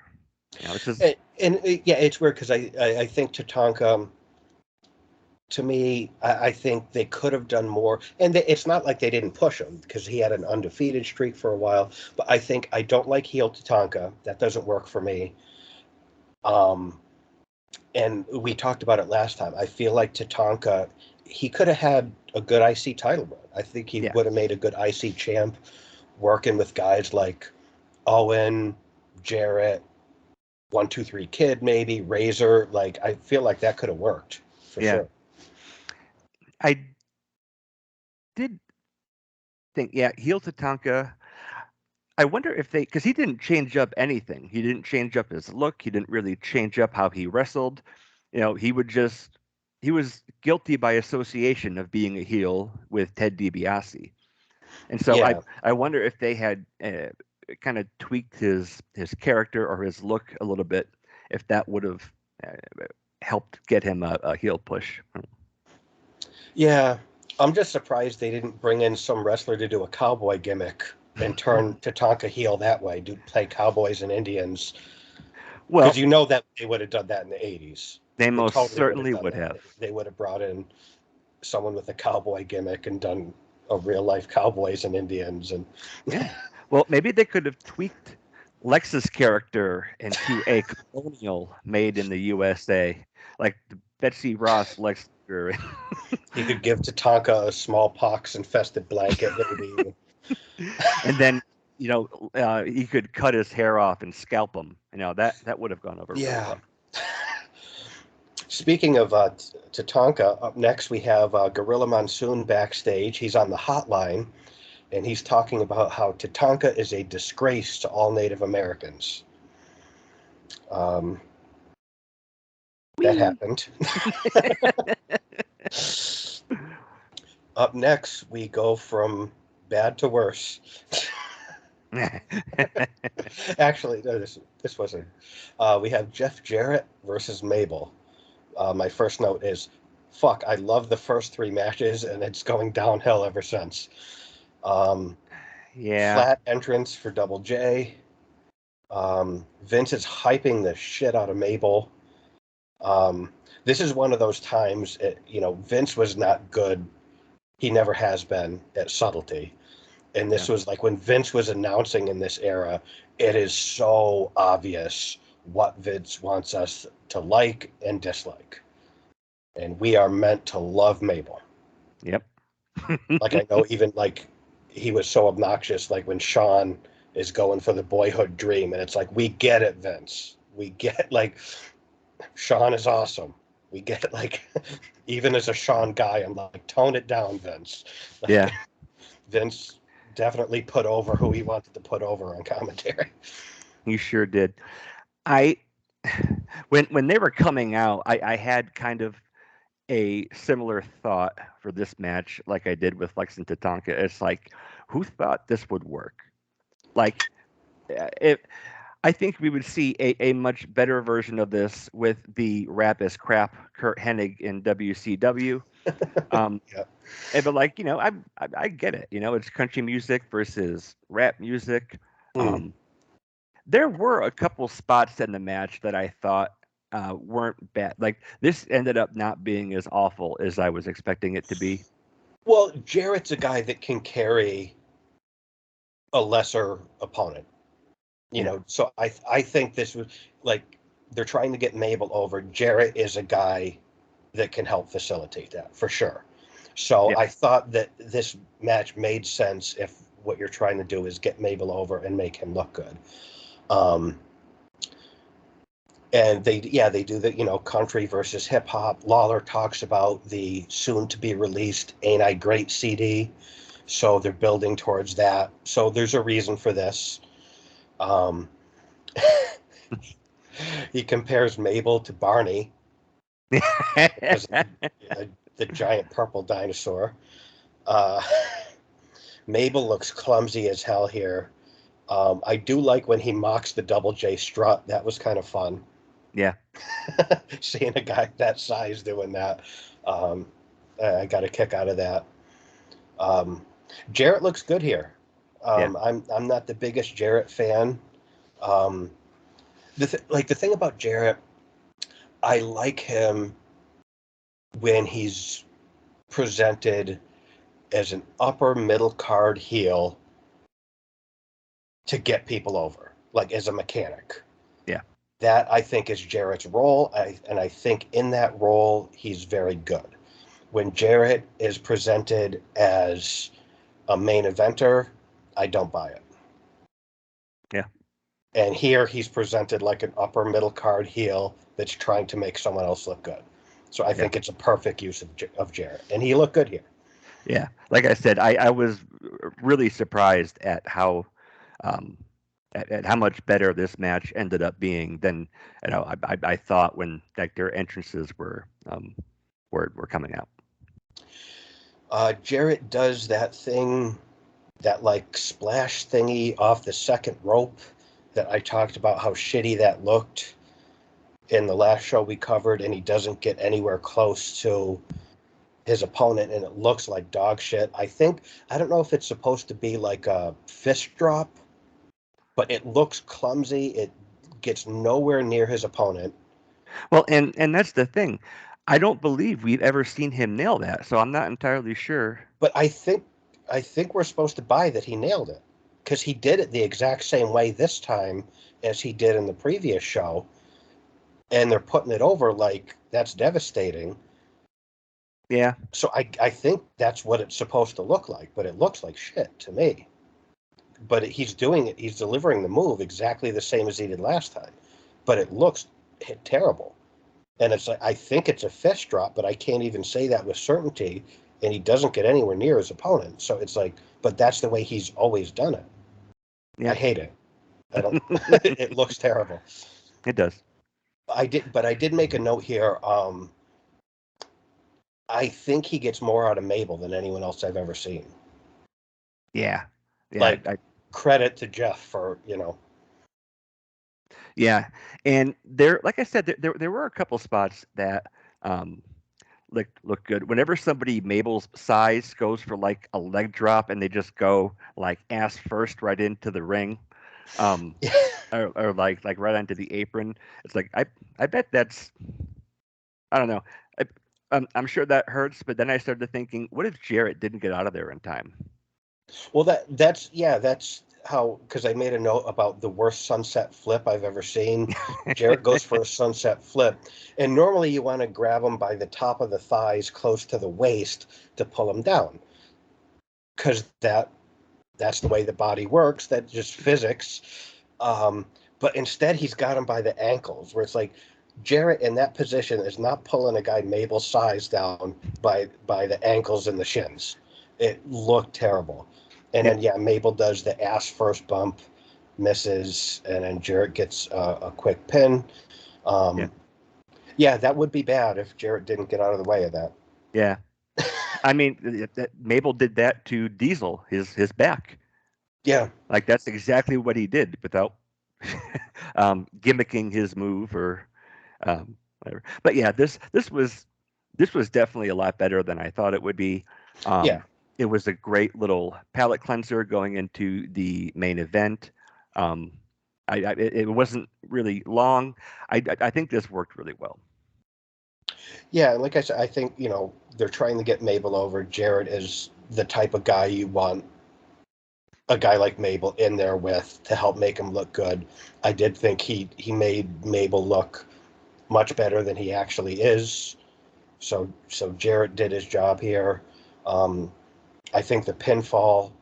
I think this finish was believable.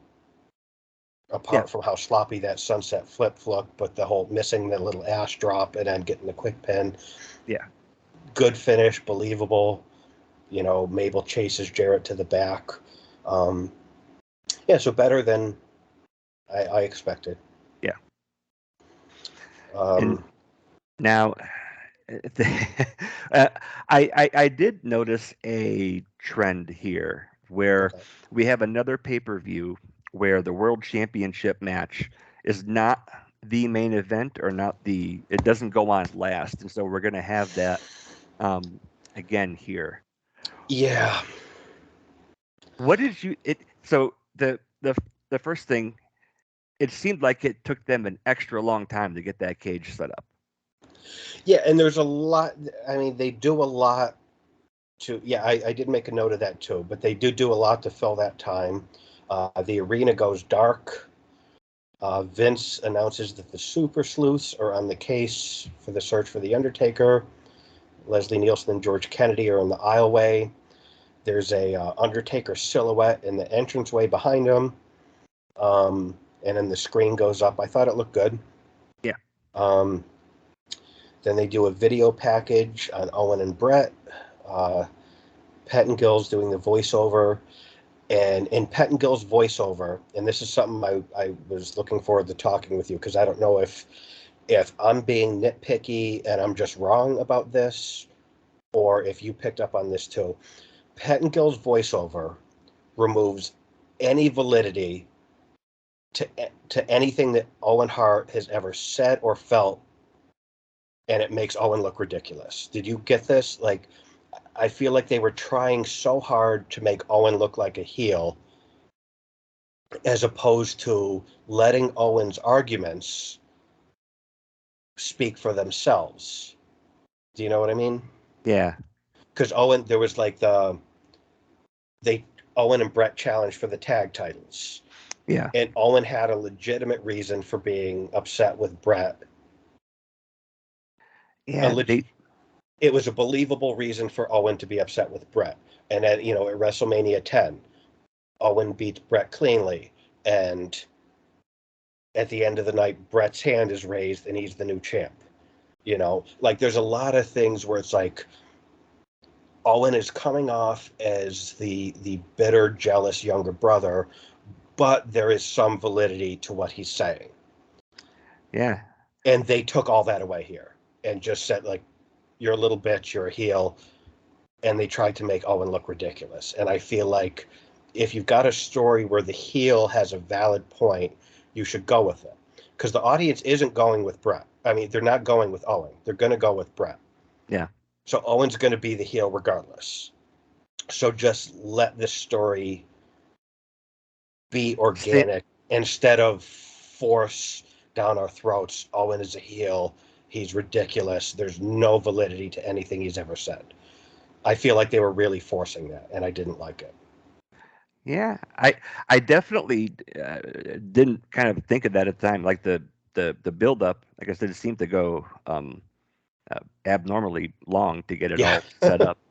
Um, yeah, but you're right, especially with how hard they have been working since Survivor Series last year Yeah, when this this has all been a started. long running story. Yeah, and then they went to WrestleMania 10. Um, yeah, you're right. I don't think that Todd Pettengill really kind of hit all the all the marks that they had kind of set up for this match. But this was by design though, because Pettengill did that. Vince approved it, and during the commentary for the match, they did the same thing, and it was kind of to make Owen look ridiculous and be like, "You're a heel. He's definitely a heel. There's no validity to anything he says," and it just bothered me because let it just exist on its own because Brett was over like crazy here. the fans are gonna be with Brett. So, but I just don't like that they tried to force Owen as a heel and kind of negating what happened. Yeah, That's what it felt like to me. like all of the little nuances, especially with how much time they had. Like I know I've brought that up a couple times, but I think you're right. Had they spent just a little bit more time talking about the nuances that led here, um, yeah, Okay, yeah, I wasn't sure if it was just me because I kind of this stayed in my brain this whole during the video packages and the interviews and the match itself, and it just kind of bothered me. And the whole time as I'm thinking this stuff, I'm like, I could just be wrong. no, Maybe this is the way it should have been. So that's why I was curious to get your opinion on this because they did such a great job telling the story up until this point. yeah, and we've both noted the groundwork and the preparation that went into from one event to the other. So there Yeah, was a really good flow, yeah. and you were really hooked. And yeah, this I didn't really notice it, but yeah, I think you're absolutely right. This was they were pretty heavy handed, and I don't think set everything up the way that probably would have should have been done. And I think this goes back to something we've mentioned a couple times on this show: the lack of subtlety. They could have let this breathe on its own and been more subtle about it, but instead it's like they punched you in the face with brass knuckles instead of, you know what I mean? Yeah, Like there's no subtlety. um yeah, like we were talking about Vince putting over Mabel, and like there's just not a lot of subtlety in this area, and this was such a well told story with a lot of nuances that I felt like they could have enhanced that and yeah. highlighted it instead of making it black and white. Owen's bad, Owen's wrong, Brett's right, Brett's good. Well, and even how they set up Ted DiBiase with Lex and Tatanka, I did enjoy those little vignettes, but some of them were again just so heavy-handed. Yeah, Like Vin or not Vince, DiBiase with a bag full of money yeah, walking into Lex's locker room. It's like, hey, if in case you don't know, well, and so compare that to um, Ric Flair and Mr. Perfect with the Macho Man and the Ultimate Warrior. I know whose corner is Flair going to be in, right, and they had those pictures of Flair and Liz that they said were doctored, yeah, like they really did have Photoshop back then, and how that was told for months, I believe, and then this, yeah, it did seem like maybe they were just trying to kill time. I don't know. It was I I, I think you're absolutely right. yeah. I did like during this video package, Brett cuts a promo about chin ups on Owen's crib, doing chin ups on Owen's crib when Owen was a baby, to see him crying. And he said that's what's going to happen at the cage match. I love that imagery, where it's like, okay, the big brother and the little brother, and we're going all the way back to when you were in the crib, and that's what's going to happen now. Just cool imagery. Brett delivered it beautifully. I like the comparison of the bars of the crib and the bars of the cage. Yeah. That really worked for me. Yep. And they yet again have an event where the Hart family is there in attendance, Yep. um, and so they're going to be used, I think, pretty well here. Um, Yeah. I did make a note that during this video package, this is when it dawns on me. Um, this is going so long so they can build the cage. And then I wrote, apparently the title match is next, question mark. Did they pick the order of these matches by drawing them out of a paper bag, question mark. yeah, this is again another instance where there is the world title match not being the main event or having a specialty match or gimmick match or whatever, It kind is of headlining. strange how often it's happened in the shows we've been covering over the past couple years in this era. It happened a lot. Like it's really weird. Yeah. Um, Up next, yeah, we have Vince and the King interview the Hart family at ringside. Uh, Helen says Owen has a fever. Yeah. I don't know if he needs more cowbell or not, but Davey, they interview Davey. Davey says he wants no part of Brett. Everyone in the Hart family is against Owen except for Anvil. Yeah. How badass did Anvil look? He's just sitting there, arms folded. He's got the sunglasses on indoors. He just looks like a bad motherfucker here. He did. And Um, like when they went to interview him, he didn't budge. He's just like, nope. Yeah, he was very effective. but they Um, do kind of try to make Anvil look crazy for standing by Owen when the rest of the family is against him. Anvil and Bruce Hart have some words. Um, Talking about the cage is there to keep the family out. yeah. Uh, I I did have a thought that I don't really remember them uh, going into why Neidhart is with Owen instead of Brett. I don't remember them going into too much detail about that. And I wondered if maybe they could have built it where Anvil was both of their tag team partners in two different tag teams.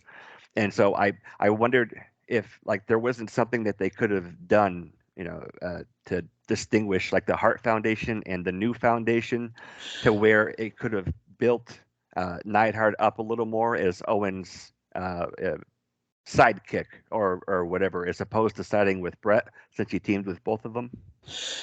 that's a really good point, and it never occurred to me that like when they had, you know, Anvil saved Brett the title by interfering, but then abandoned Brett to give him a beatdown, and then at the end of the show they revealed that he did that because he was with Owen. I think they did a good job with that.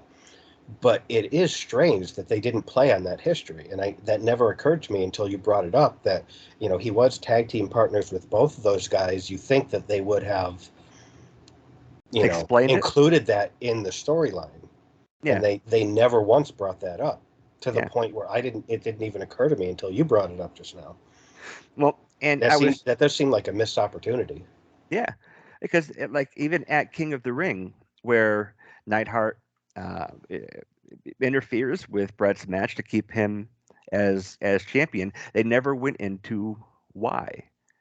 And I just feel like that they, with how many members of the Hart family were involved, and there's so many moving parts with them.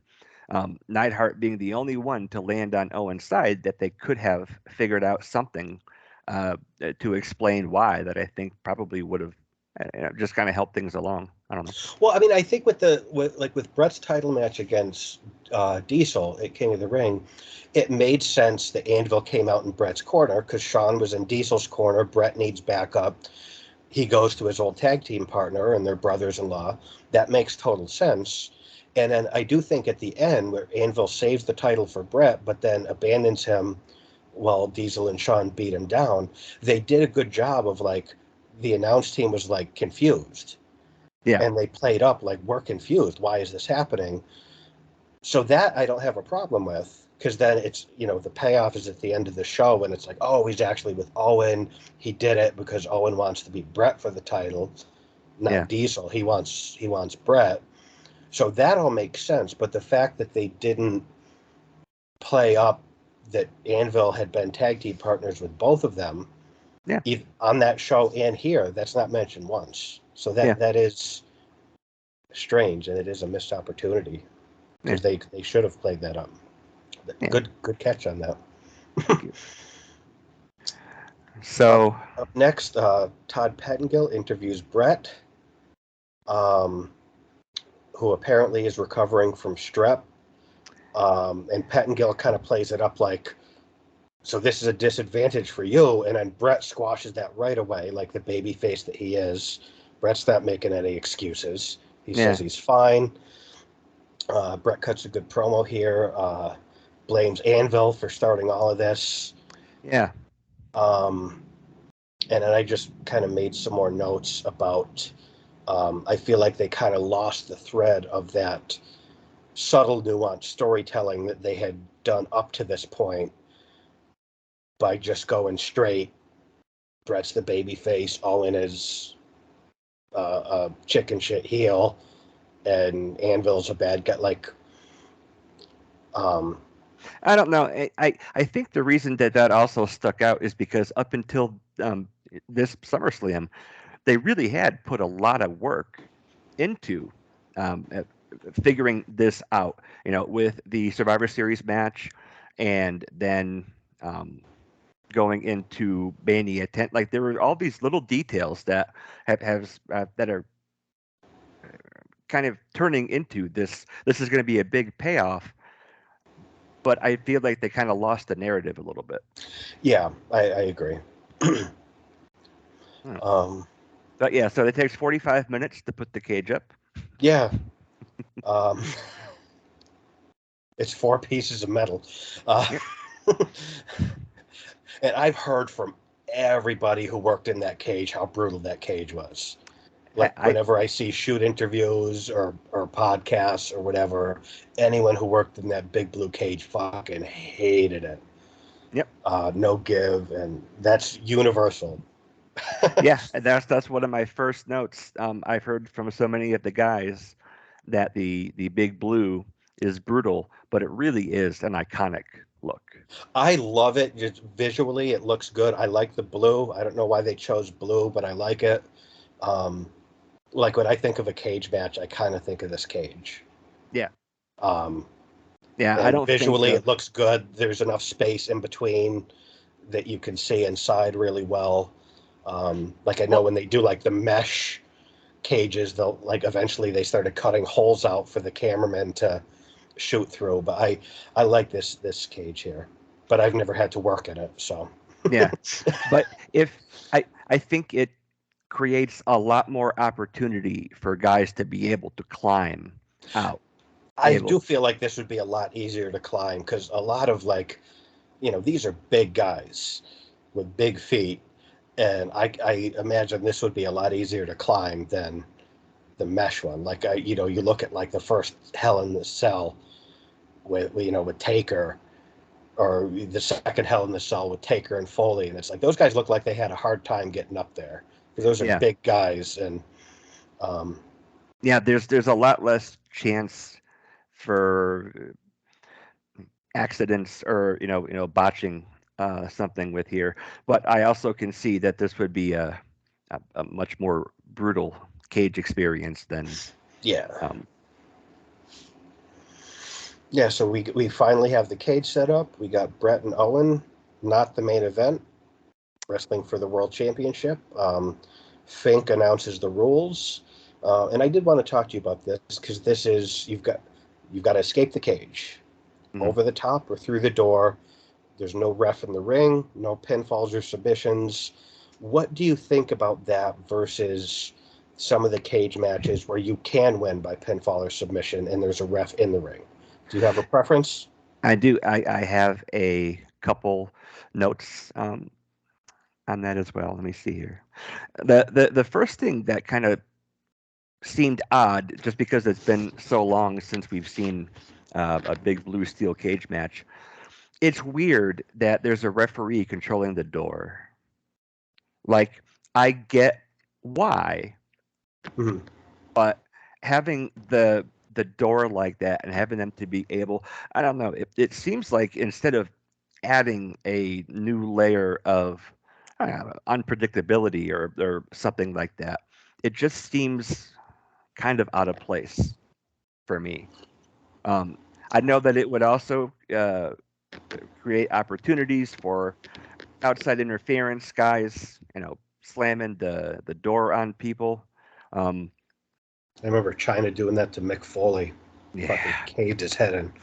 yeah. Um, in this instance, That's. Oh, go ahead.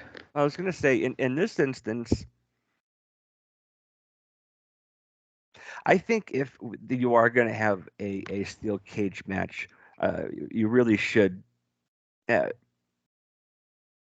especially with Big Blue, make it so that they have to climb out, as opposed to being able to get a pinfall or a submission in there. Mm. I don't know. What do you how do you feel about that? I like this style of cage match where you have to escape because that leads to a lot of really good opportunities. Because if you can get a pinfall or submission, you kind of really don't even need to get the cage involved. Yeah, In theory, I mean, you're going to obviously make use of that stipulation if they're using it. But if you can get a pinfall or submission, in theory, you don't even have to go anywhere near the cage. You can just keep it in the middle of the ring. yeah, And then you also have a referee where there's a chance he could get in the way. So I like because trying to climb the cage, that keeps the drama fresh throughout the match. Is he yeah, going to get out? Is he going to get out? And then the opportunities that you can suplex someone in from up high, and you can jump off the. So I think it's a good way to have drama throughout the match. Um, so I like this where you win by escaping. yeah. As far as what you said about the ref controlling the door, that's another thing I never really thought about. You're bringing up some interesting stuff here. Um, I guess because the lock is on the outside, the latch is on the outside of the cage, so the ref has to do it. Yeah. I don't know why they would do that way. It never occurred to me. As many of those cage matches as I've seen, it never occurred to me. But having said that, I always kind of liked that the ref had to open it, and I can't explain why I like it, but I like it.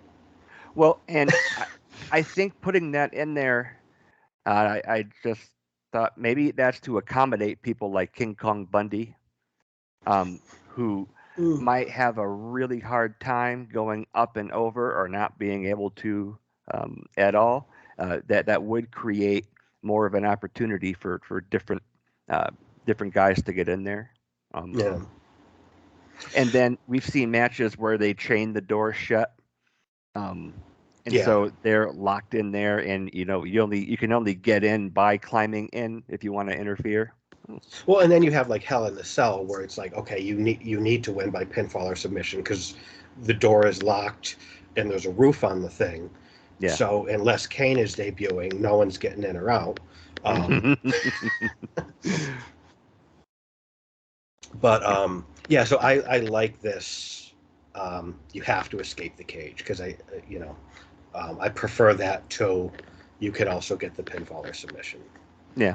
Well, and like you brought up, Hell in a Cell, or in a similar way, maybe like the Elimination Chamber setup.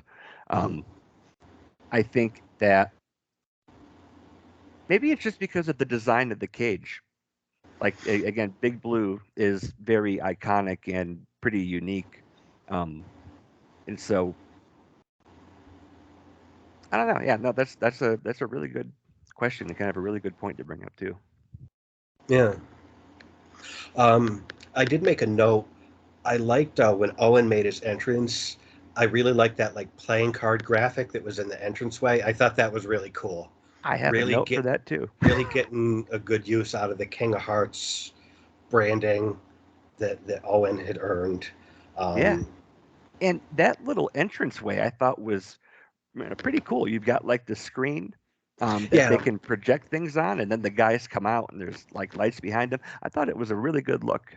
and they made good use of that multiple times during this show. Like I met when Leslie Nielsen and George Kennedy were there, and they had the silhouette of Undertaker on Yeah, that screen, and then the screen goes up and it's gone. Or when Diesel made his entrance, they had the headlights of a Mack truck. So they made a good use of this multiple times through the show. yeah, I liked it. yeah. All Um, right. So let's see here. I did notice, like you had brought out that during Brett's pre-match interview, he blames Neidhart for what's happening to Owen. hmm. Um, Yeah. And okay. So what did I heard on Pritchard and Conrad's episode that Brett and Owen went really long, and Taker did not have as much time as he would have liked for the Undertaker and the Underfaker match. This was a pretty lengthy match. Maybe we can talk about it as we get in. But one of the first things I noticed is that they set a a pace really early on, and they kept that pace throughout the whole match. Yes. I mean, and it was way more active than I think probably any other match in the Big Blue Cage that I've seen. Yeah, I made note of the pace as well. And then another thing, and I've heard Brett say it, um, a lot of times with cage matches, it's really easy to make it a bloodbath. Yeah, These guys didn't do that here. They had a wrestling match that happened to be in a cage, and they made really good use of the cage. But most cage matches are a bloodbath, and I know that was by design that Brett wanted to make this a classic wrestling match, not a bloodbath, yeah, and still make it very exciting, which they did effectively. yeah, Um, yeah, but very good pace here. It's very back and forth. I love how it's so believable that when they take turns trying to get out the door, and they're clawing to try to get out, and then the other one's pulling for dear life at their feet, and then Owen does those big exaggerated like swan dives towards the door that just made me chuckle every time, just super exaggerated. um yeah. I made note of that too. They were diving for the door like little kids fighting. It was hysterical.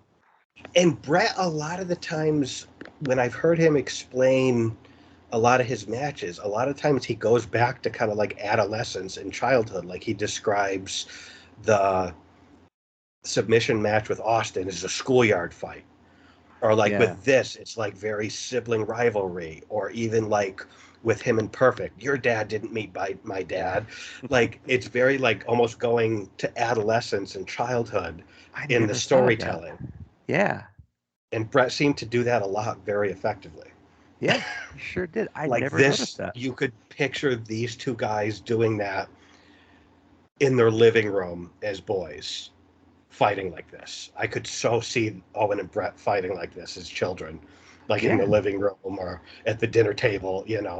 Um, and the way that they had included this like that narrative into their match um, ended up working really well. I've never noticed that though. You're right. There always is some kind of part of like Brett's matches where they have this history um, yeah, that kind of informs the type of match that they're going to have.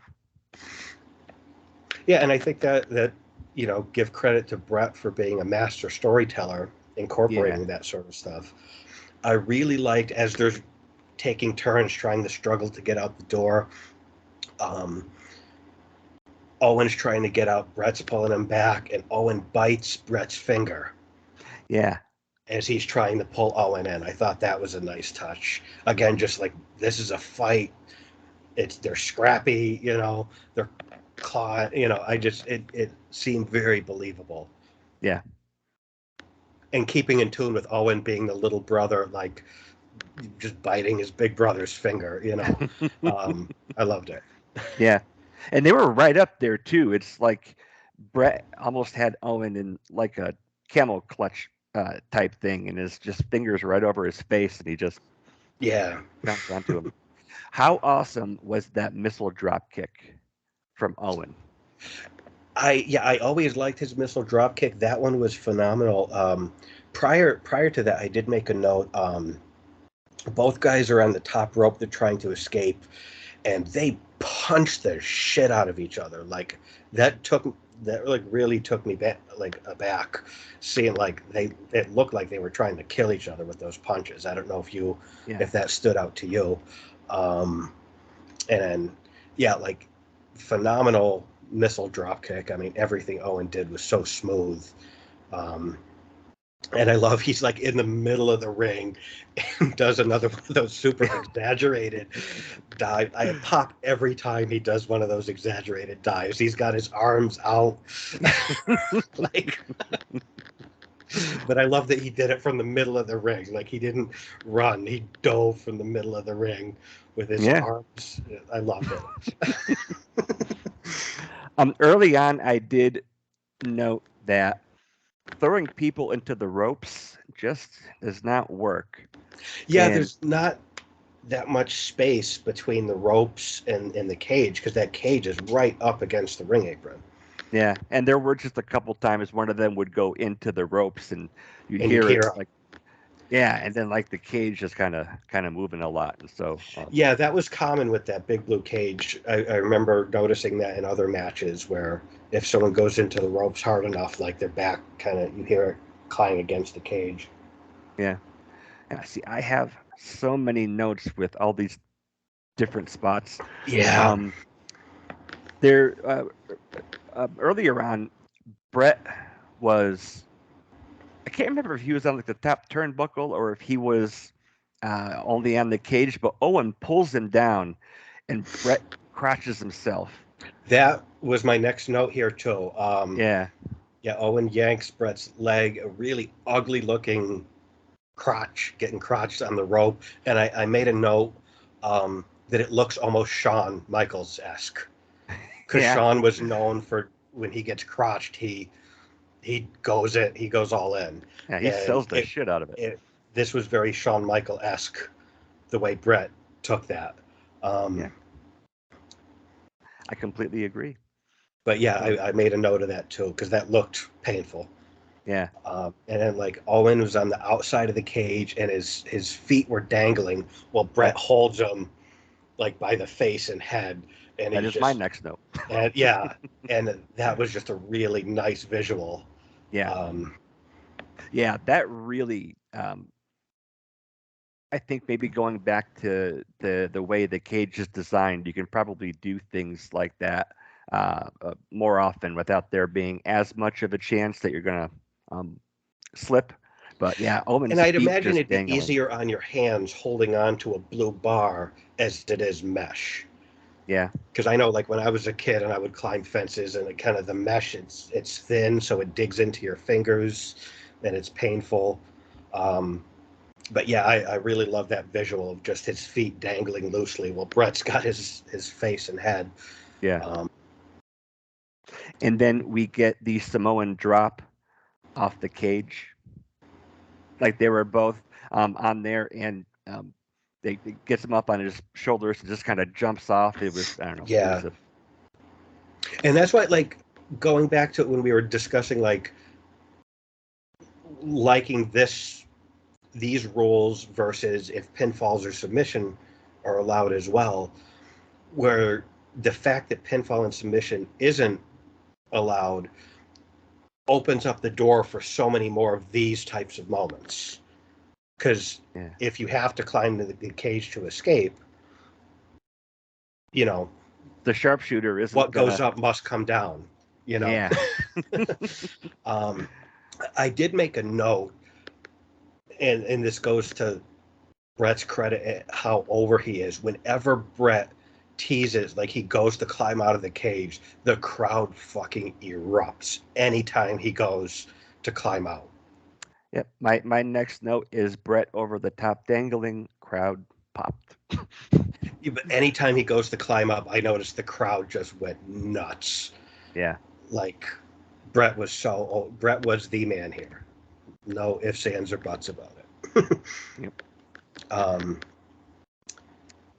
They had the belly to back off of the cage. Um, yeah, and I did note that, yeah, that Samoan drop and the belly to back. I wrote that Owen finds really creative ways to get Brett back in the ring. yeah. Um, and I specifically mentioned those two, and it's just very realistic. Um, I wrote that these guys, it's just very scrappy brotherly conflict. Yeah. Well, and then there was one moment they're on the cage, and I think Owen was just trying to drop back in, but he crashes himself, and I think that was not. Um, I don't think that they were trying to do that at that point, but it just looked really painful. Yeah, no, that looked good. And then I did write. They're both standing on the rope, and Brett kicks Owen's hands free, and Owen takes a bump back in. Yeah, That was really nice. He kind of falls straight back like a nesty plunge type because Brett kicks Owen's hands off. I like that. yeah, Uh, yeah. Kick up to Owen, knocking him off the ropes. Um, Beautiful superplex. yeah, and Back when that Brett. move mattered. Yeah, Brett goes into the corner to do his big turnbuckle bump, and the cage rattles and is Yeah. moving for that corner bump, and uh, they really kind of turned the volume up on that. That was a good spot. Brett would hit that so hard. Like, it's like, how did he not knock the wind out of himself when he did that first turnbuckle bump? Because he would go into it so goddamn hard, and it always looked brutal. And I do know that back in I think it was the very early '90s, he had that match with Dino Bravo, Yeah, and he had broke his collarbone or something like that. yeah. Um, I can't remember if it was from trying to do that one spot, but I yeah, I think he was on the apron, and Bravo knocked him off, and he went chest first into the guardrail. I that's believe right. is how Yeah, he hurt himself, and he continued the match yeah, because he didn't want to lose to Dino Bravo. yeah, yeah. He talks about that in his book. Yeah. Um, Right. I like the sharpshooter and reversal spot that they do here. Um, Davey looks weird with curly hair. I like him with the braids. It looks weird when he's got it down and like combed out and stuff. Yeah, yeah, that Um, was I dug the braids though, like yeah, the SummerSlam '92 look. I yeah, think worked for him, and I think he looked good with the short hair. But yeah, yeah, when he has it combed out, it looks weird. yeah. I just know that they were, occasionally going to the family in the crowd there, and he just looked odd with glasses and Yeah, like wasn't a he wearing a vest too? Like, yeah. It was he had a sleeveless. I think it was like a sleeveless button-up shirt or something.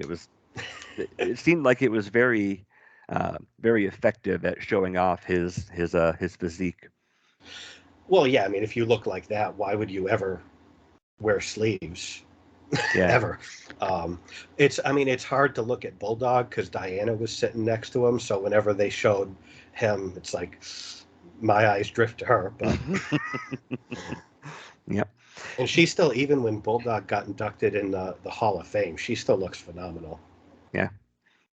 Um, Um, they, I noted that they were having another battle for the door, yeah, and then Owen gets slingshotted into the cage. yeah, that's another move. I love the slingshot, and it's like, why don't people use that all the time? Because you can set it up so many different ways. Like you can do it under the bottom rope. Like I remember. Yeah, who would do that? Um, there was a show we covered recently that maybe Razor did that to someone. I think. I can't remember, but I feel like there was somebody where that was a regular part of uh, their stuff.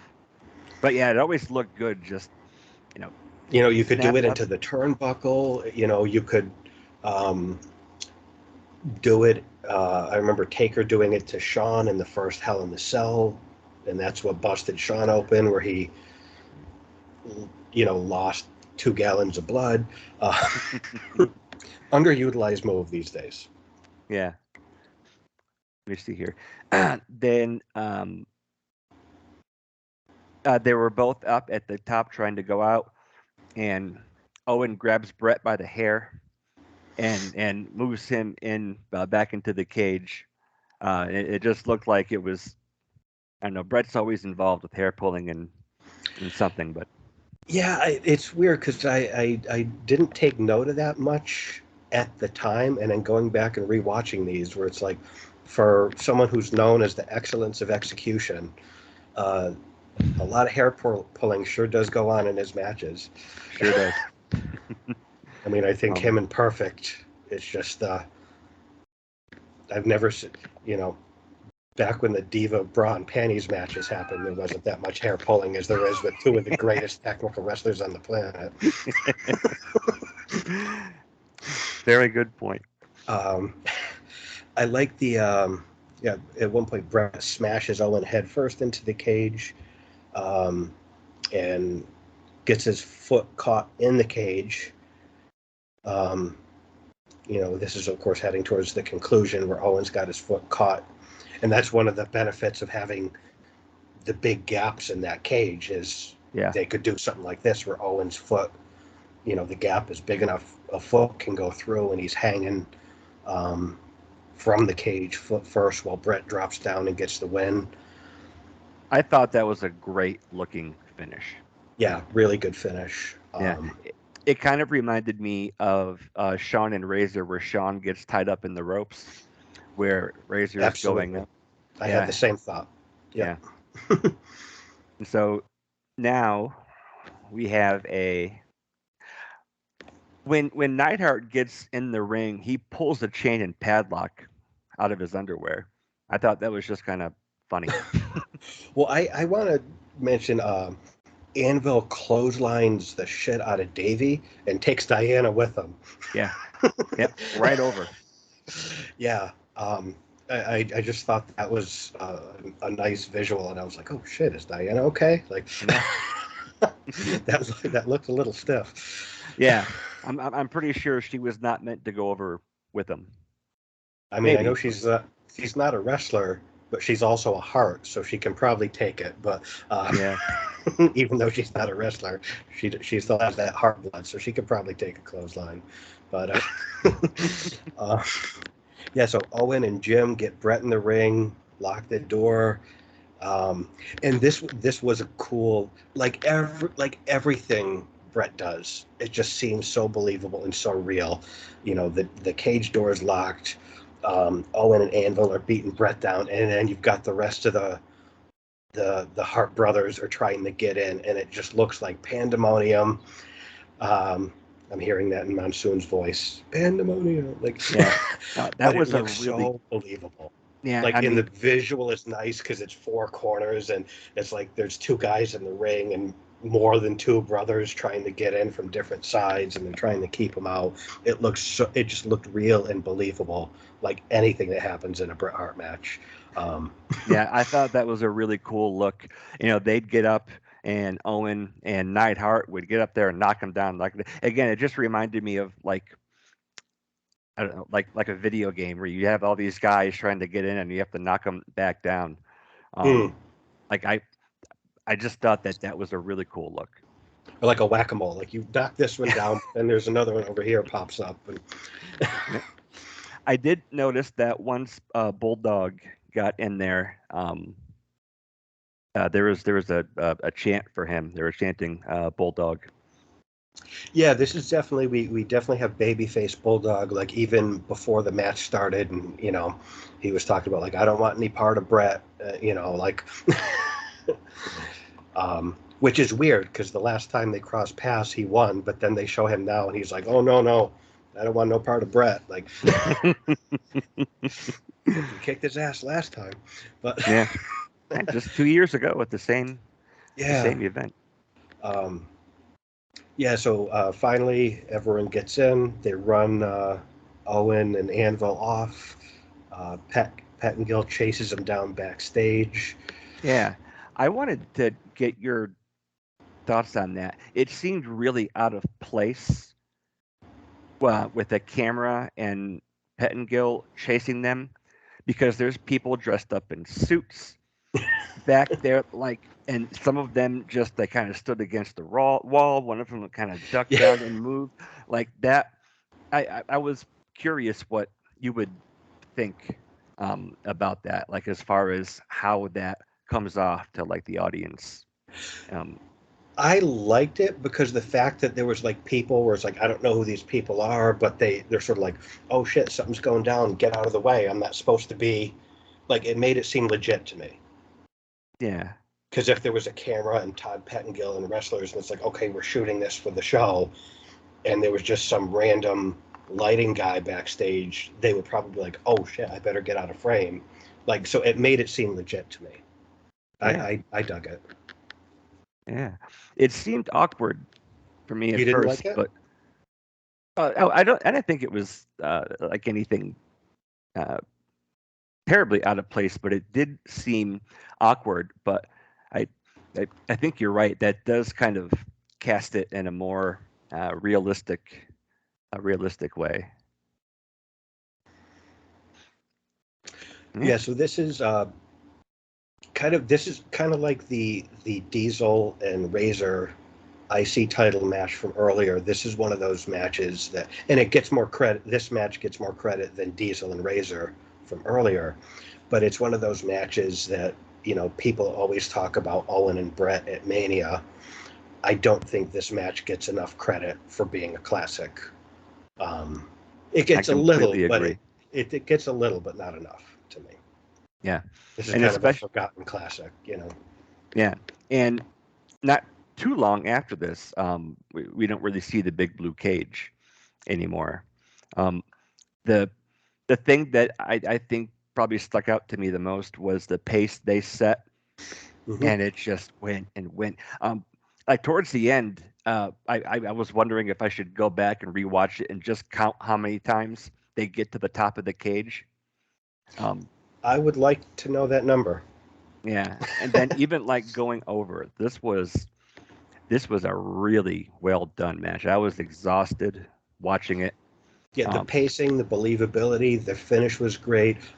And throughout the entire match, it seemed like a legitimate struggle. Like it didn't seem like, okay, we got to climb up the cage so we can do this spot where like it seemed like every time either one of them went towards the door or to climb over, it seemed like they were legitimately trying to escape. yeah, And then the other one was legitimately trying to prevent that.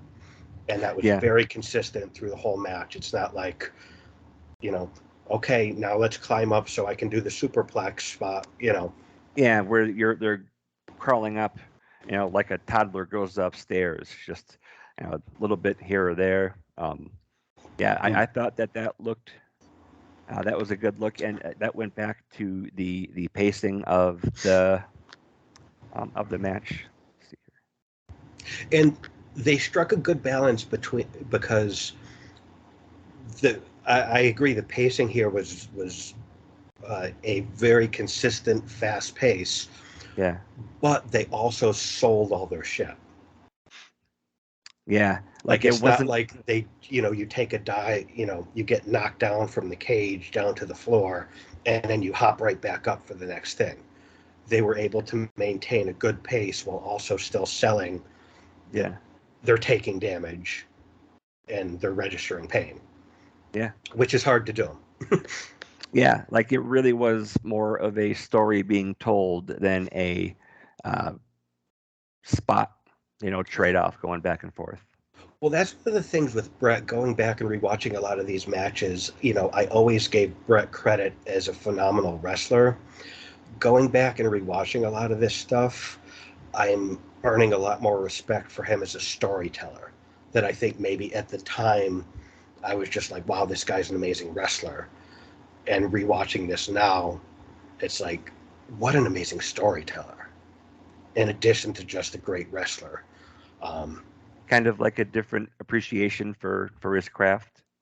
yeah, like I always gave him credit as the wrestler, but going back, it's like, this is what a phenomenal story that he's telling with his psychology and his selling and his facials that I don't think I appreciated originally. Yeah, You know, and I have also liked going back and watching him do promos or listening because I do have kind of Brett's kind of like an old fogey sometimes, and just this stoic, stalwart guy, and it has been cool going back to listen to him, and he really was a lot better on the mic here than I probably was giving him credit for. I agree completely. And the thing about Brett, and I'm going to make a weird comparison, and I think you'll get what I'm saying. Brett's promos were unconventionally good, and he was himself. You know what I mean? And I'm going to make a comparison, and it's weird because I think this is probably the only time. This is probably the first and only time these two guys will be compared. Rob Van Dam. Rob's promos were not conventionally good, but they were so true to him that it worked. Do you know what I mean? Yeah, that's brilliant. It is like they didn't have to over exaggerate, what they were doing because they were just. I like that. Like Brett is the stoic, old, grizzled veteran, and Rob is like this Zen master. Um, Yeah, and they were very much comfortable in themselves when they were doing interviews. That's brilliant. yeah. Like Brett's promos or Rob's promos wouldn't work coming out of anyone else's mouth, but they were so them that it worked. But even though they weren't conventionally good promos, um, And and I I just made that comparison right now, but that's the first thing I went to because I have noticed watching these old shows that I don't that Brett's promos were better than I remember them being. Like when I think of good Brett promos, I think of his anti-America heel turn in '97, yeah, which I think was his best work by far. But completely agree. I kind of in my head was like, well, prior to that, they were passable. But this, like earlier, like the thing about, doing chin ups on the bars of Owen's crib, that's phenomenal imagery that Yeah, really drew me in. So I think Brett is better than maybe I've been giving him credit for. Um, and I also think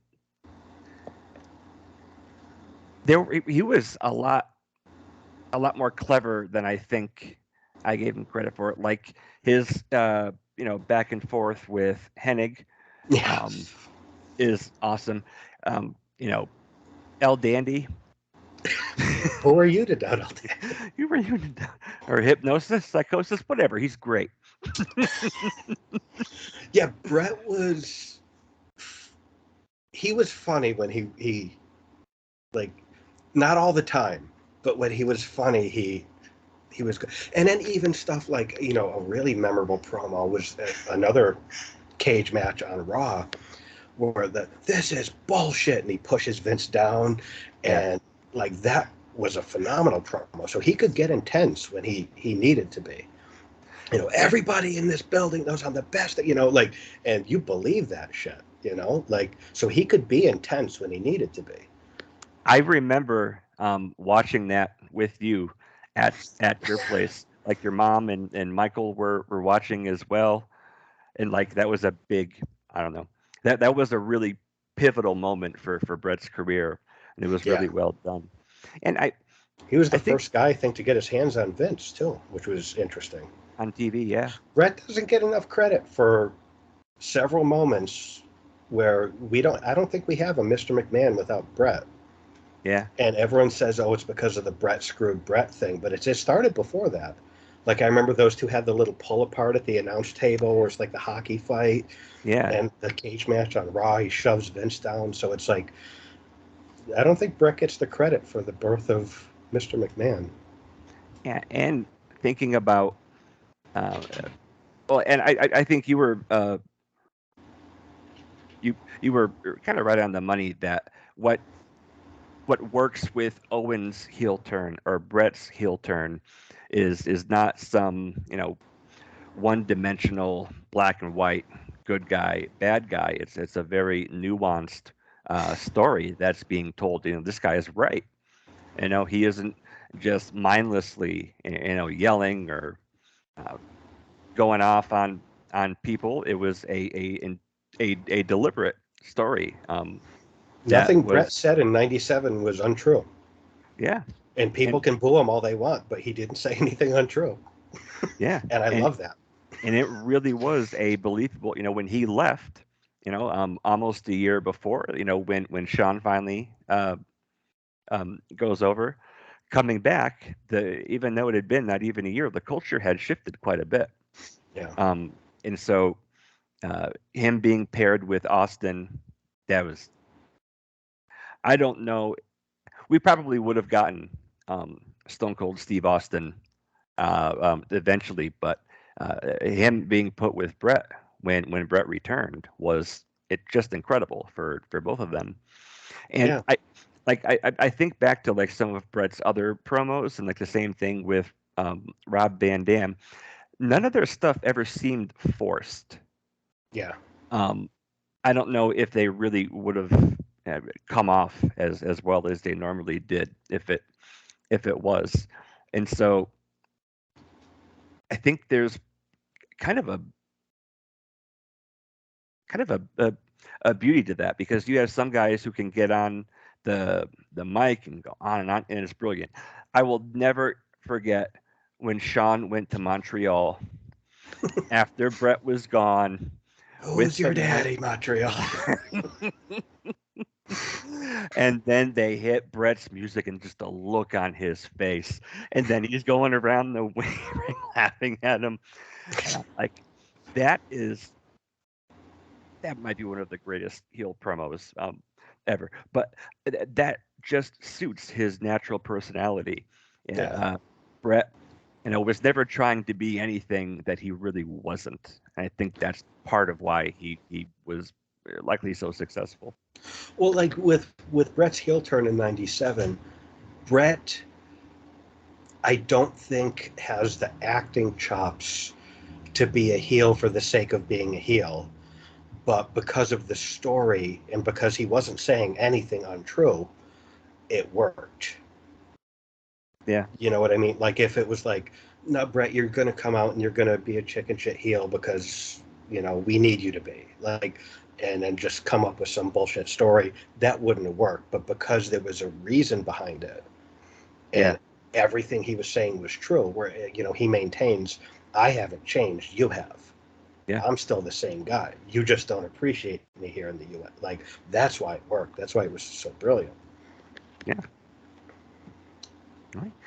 Yeah, I agree. A very underrated um, match. But yeah, I also have noticed going back and watching these matches that while I always gave Brett credit for being a phenomenal in-ring performer, bell to bell, his promos and his storytelling and psychology are better than I have been giving him credit for. Yeah, And I'm enjoying going back and watching these matches with him. yeah, and I think because so much time has passed from here, and it's just years and years of again coming out of the Attitude Era, uh, you know a lot kind of jaded and really more edgy.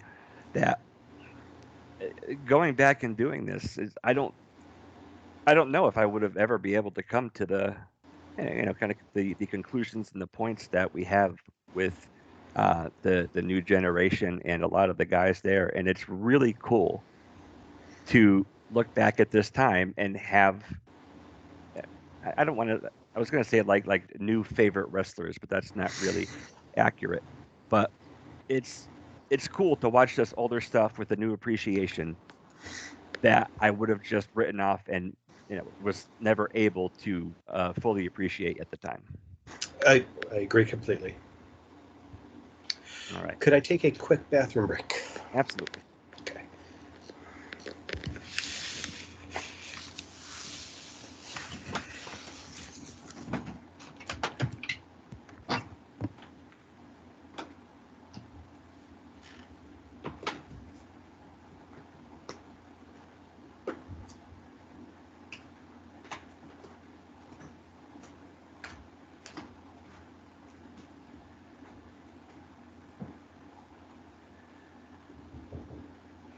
Okay, I didn't know if you were home. Okay.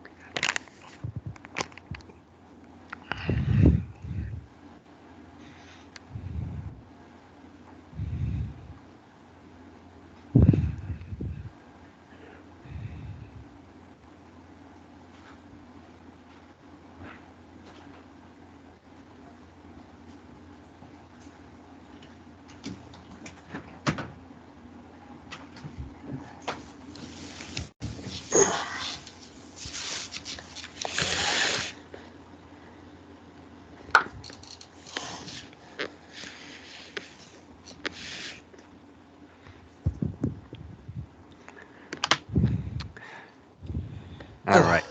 Sorry about that. No worries at all. Um, the only thing that I do want to say is that uh, Tony and I are supposed to Record get 20 on minutes ago. and just yeah. I mean, I already texted them and everything, but Yeah, I think when I heard you were doing double duty, I know sometimes we go long, so I was like, yeah, it's all good. He has today off. Um, okay. Yeah, I was gonna. I mean, I don't know if you wanted to finish with us later, so you could record with him, or if he's okay with. yeah, I think, and I'm actually going in and seeing if I can get a late start at work, so I have just a little bit more time. Oh, okay.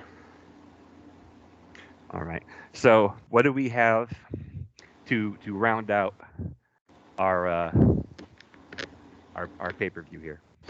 Um, well, after that match, they do a cool little Survivor Series commercial, and I miss back in the days when they used to really build this around like Survivor Series and Thanksgiving are synonymous. Yeah. I liked when they did that. Like they say in the commercial, it's like, we're gonna bring the stuffing and the squash, and it's like, I liked when it was kind of like synonymous with Thanksgiving. Like Yeah. I remember, even like I remember Rick Rude cutting a promo where he's talking about like, I'm gonna celebrate Thanksgiving the ravishing way. Like That's right. I want to celebrate Thanksgiving the ravishing way. Like, Yeah. um, so yeah, from there, they do a video package on Taker. They show, clips from the casket match and his ascension. Then they have like random Undertaker sightings. Um, and they talked. This was so not in fitting with the Undertaker character, but I got a kick out of like they're interviewing a guy at a deli who saw Undertaker. Like they talk about a girl who saw him go down a slide at the park. Like firefighters saw him. There's women in a jewelry store that saw Undertaker, and it's sort of like Yeah. it so buries the character. Like he would not be in any. Like he was not going down a slide. Like, but it's so funny. Like, Yeah, those were really, really funny. I thought that those were just hysterical. it doesn't fit with the Taker character, but I loved they could have interviewed people all day in just like random situations. um, people at a pet store saw the Undertaker. He came in and bought a goldfish, and like they could have like that could have gone on forever, and I would have loved it. Like, um,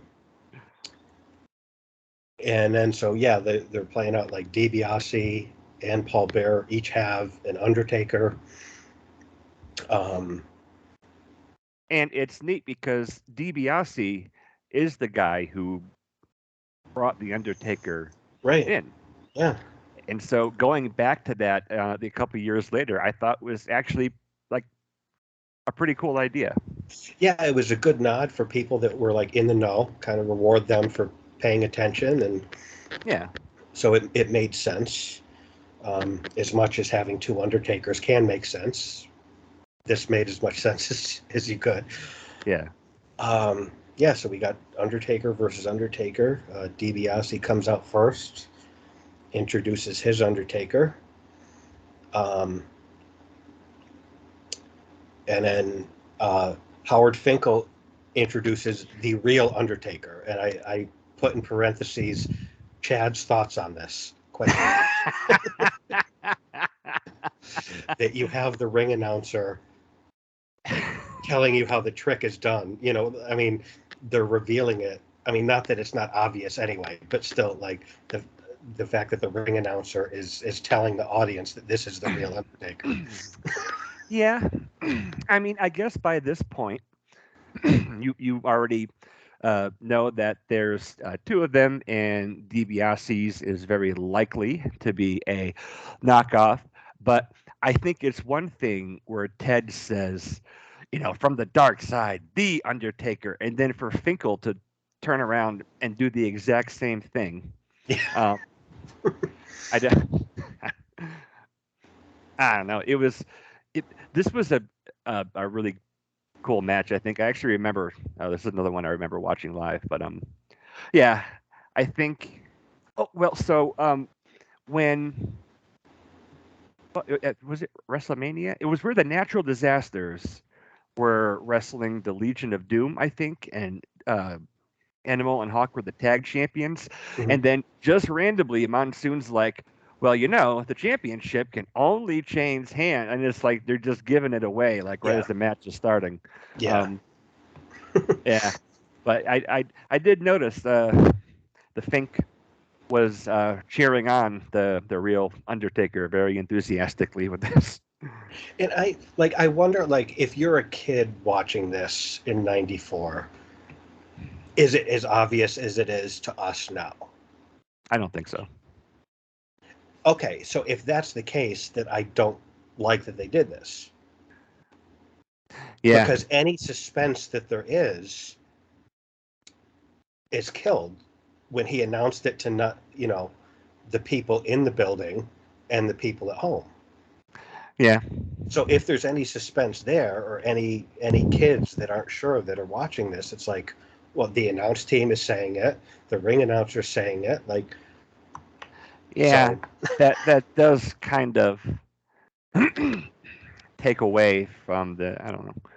Well, and I listened to Bruce Pritchard and Conrad talk about this, and Conrad was, where this idea come from, who was it, blah blah blah, and Pritchard said that he thought it was really obvious once they got into the ring together, which one was real and which one wasn't. You know, we were 12 around this time, and I can remember not really being able to tell. Like, Undertaker Mark is just a little bit taller, Mhm. but I remember as a kid seeing these. I know the announcers were talking about it, and like uh, like the matches that the Undertaker had leading up to SummerSlam. I know that they would kind of hint to that on commentary, but I couldn't tell. Yeah, and I feel like for the segment of the audience, and again, this is, geared more towards kids in this era. Why would they show their hand? I don't, I Yeah, don't, I don't understand it. yeah. Um, so But that Paul, did stick out to me. yeah. Finkel doing So then Paul comes out with, they weren't called druids yet. They would that. be called druids soon, but just random hooded people, that were dark and ominous looking. And I like that, just druids, like, do they even know what that means? Like, and I know they weren't, I don't believe they were calling them that here, but I No, know later on druids would be a big part of Undertaker for the next few years. And I just think it's interesting, like, how did they land on druids? Like, I mean, for I don't know. Like the only time I remember seeing Druids back then was like the CDs you could get where they would cover popular songs and like a big churchy hall vibe. I don't know, but um, yeah, so these, um, faceless hooded people are rolling the casket to the ring. um, Paul opens the casket, smoke comes out, he pulls out the urn, gets in the ring, he takes off the lid. There's a huge spotlight. I'm wondering who the hell rigged that up, because that's a bright ass light to yeah, have a little urn. So, I did notice that this urn was way bigger than the one he normally had. Um, but still, yeah, that seemed like a spotlight or something that was yeah, coming out of whoever it. rigged that up is good at their job, because that was a bright ass. It cut through the whole arena. Like, Yeah, it looked really good. And then they've got like thunder and lightning.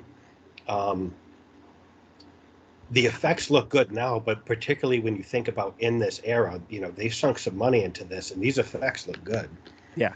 No, I especially completely for agree. '94. Yeah, like this, I feel really set the like just like the ambience and everything for the match. This was cool.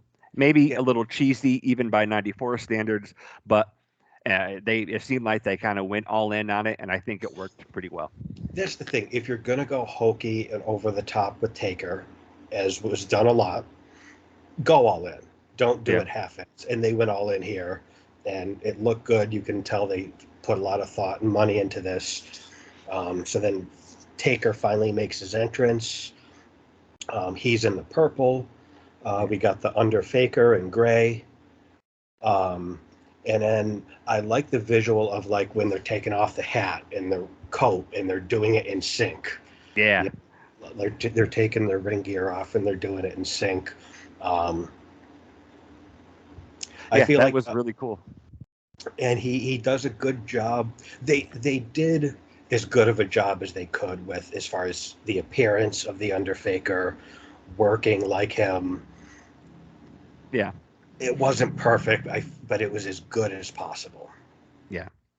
And there would be little things as like the match went on that I thought were really great. Like when the Undertaker is I think he went to pin Taker and he kicked out and he looked at Ted DiBiase and kind of was like looking at him just frustrated. So he just had that little break in his character, like, hey, this isn't working.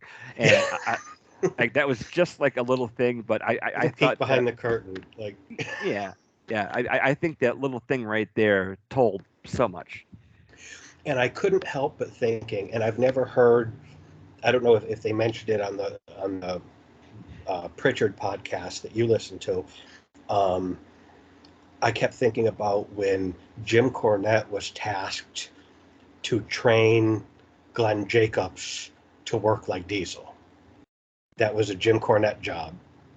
I did not know that. Yeah, Jim Cornette was when they came. Glenn Jacobs came in as the fake Diesel.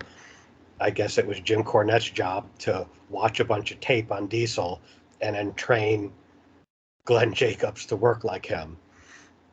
To get like his And mannerisms and style and everything. yeah, and Jim Cornette was like, he had like 5 moves, including the hair flip. Like, um, but I kept thinking, it's like, I wonder if Taker did that personally, like, or like, I don't know. I've never heard anything about like, okay, like you got to learn to work like Taker, like who was involved in that process. Because it was Brian Lee Yeah. One of the was, members of DOA. yeah, yeah. And again, like as good as possible. Like he's not as big as Taker, but he's pretty big. The tattoos didn't look perfect, but they look pretty good.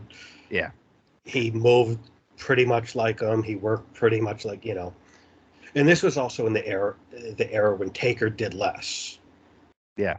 He wasn't quite the slow, methodical stalking monster that he was when he first came in, but he was mostly like that still in this era. Yeah. He So still it was wasn't an MMA fighter doing triangle he chokes. wasn't doing planchas over the top rope, but yeah, you know what I mean, like um, going through tables and shit. So it was easier to work like Taker in this era. Um, but yeah, so I like they're doing the coat and the hat kind of mirror image of each other, and I like that. Um, Taker does a fucking leapfrog. That's leapfrog exclamation point right here. That's why. Yeah, Taker does a fucking leapfrog question mark exclamation point. Yep. Yep. This And reminded me a little bit of uh, Zelda 2: The Adventures of Link on the Nintendo, like the long forgotten true sequel to Zelda. Um, the boss is Link against Shadow Link, mhm. and this was I kind of got a similar vibe from here. I don't know. Well, it's funny because when I saw Taker do a leapfrog, it made me think of the Kevin Nash story where he was working with Backlund, and Backlund called for Diesel to leapfrog him. Backlund wanted Diesel to leapfrog Backlund, and he did it because that's what Backlund called. And Nash told the story about like as soon as I go through the curtain, Taker's there, and he's like, "So help me God, if I ever see you do that shit again."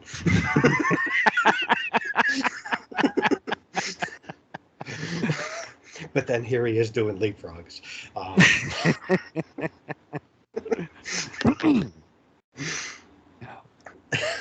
Yeah, I have the leapfrog. I also started to notice that there were a couple missteps. They seemed to be a little out of sync with each other. Yeah, that happened for sure. I mean, I don't think it was anything egregious, but it probably No, stuck out more just because of the style that Taker has and the style of match that they're trying to get across. right, and that's the Taker stuff is so distinctive, and the way he works, especially in this era, is so unique that any little thing is going to stick out. I did like that each Undertaker was stalking the other Undertaker's manager. Yeah. That was a nice touch. Um, I made a note that Undertaker has been involved in a lot of silly shit in his career, but this was executed as well as it could be. And then I made a note like, for a younger audience, maybe this wasn't so silly. Yeah. But I don't know, for what it was, like you had said earlier, they went all in, um, and even like jaded 40-year-old Chad can go back and still kind of chuckle and appreciate it for what it is. I was just about appreciate it for what it is exactly what I was just about to say. I did think it was pretty revealing when Brian Lee goes up to do old school and does not walk the top rope Yep. because that's not a move a lot of people can do. No. There is one point. Uh, they're both outside the ring, and Vince says, there is a hushed silence over the crowd. They don't know what to do, and that was after. Um, it was supposed to be like a top rope clothesline, and I don't think one of them knew. Maybe he was out of place. And again, it's not something that would be on like Botchamania or anything, but um, it really did kind of seem like the crowd was maybe more ambivalent about it. I don't know. Like it was just weird for like that kind of silence to be kind of prevalent during the match. Yeah, because it was. I think it was. I have here. The Undertaker hits a choke slam and a tombstone, and at one point Vince says nothing is happening. Yeah.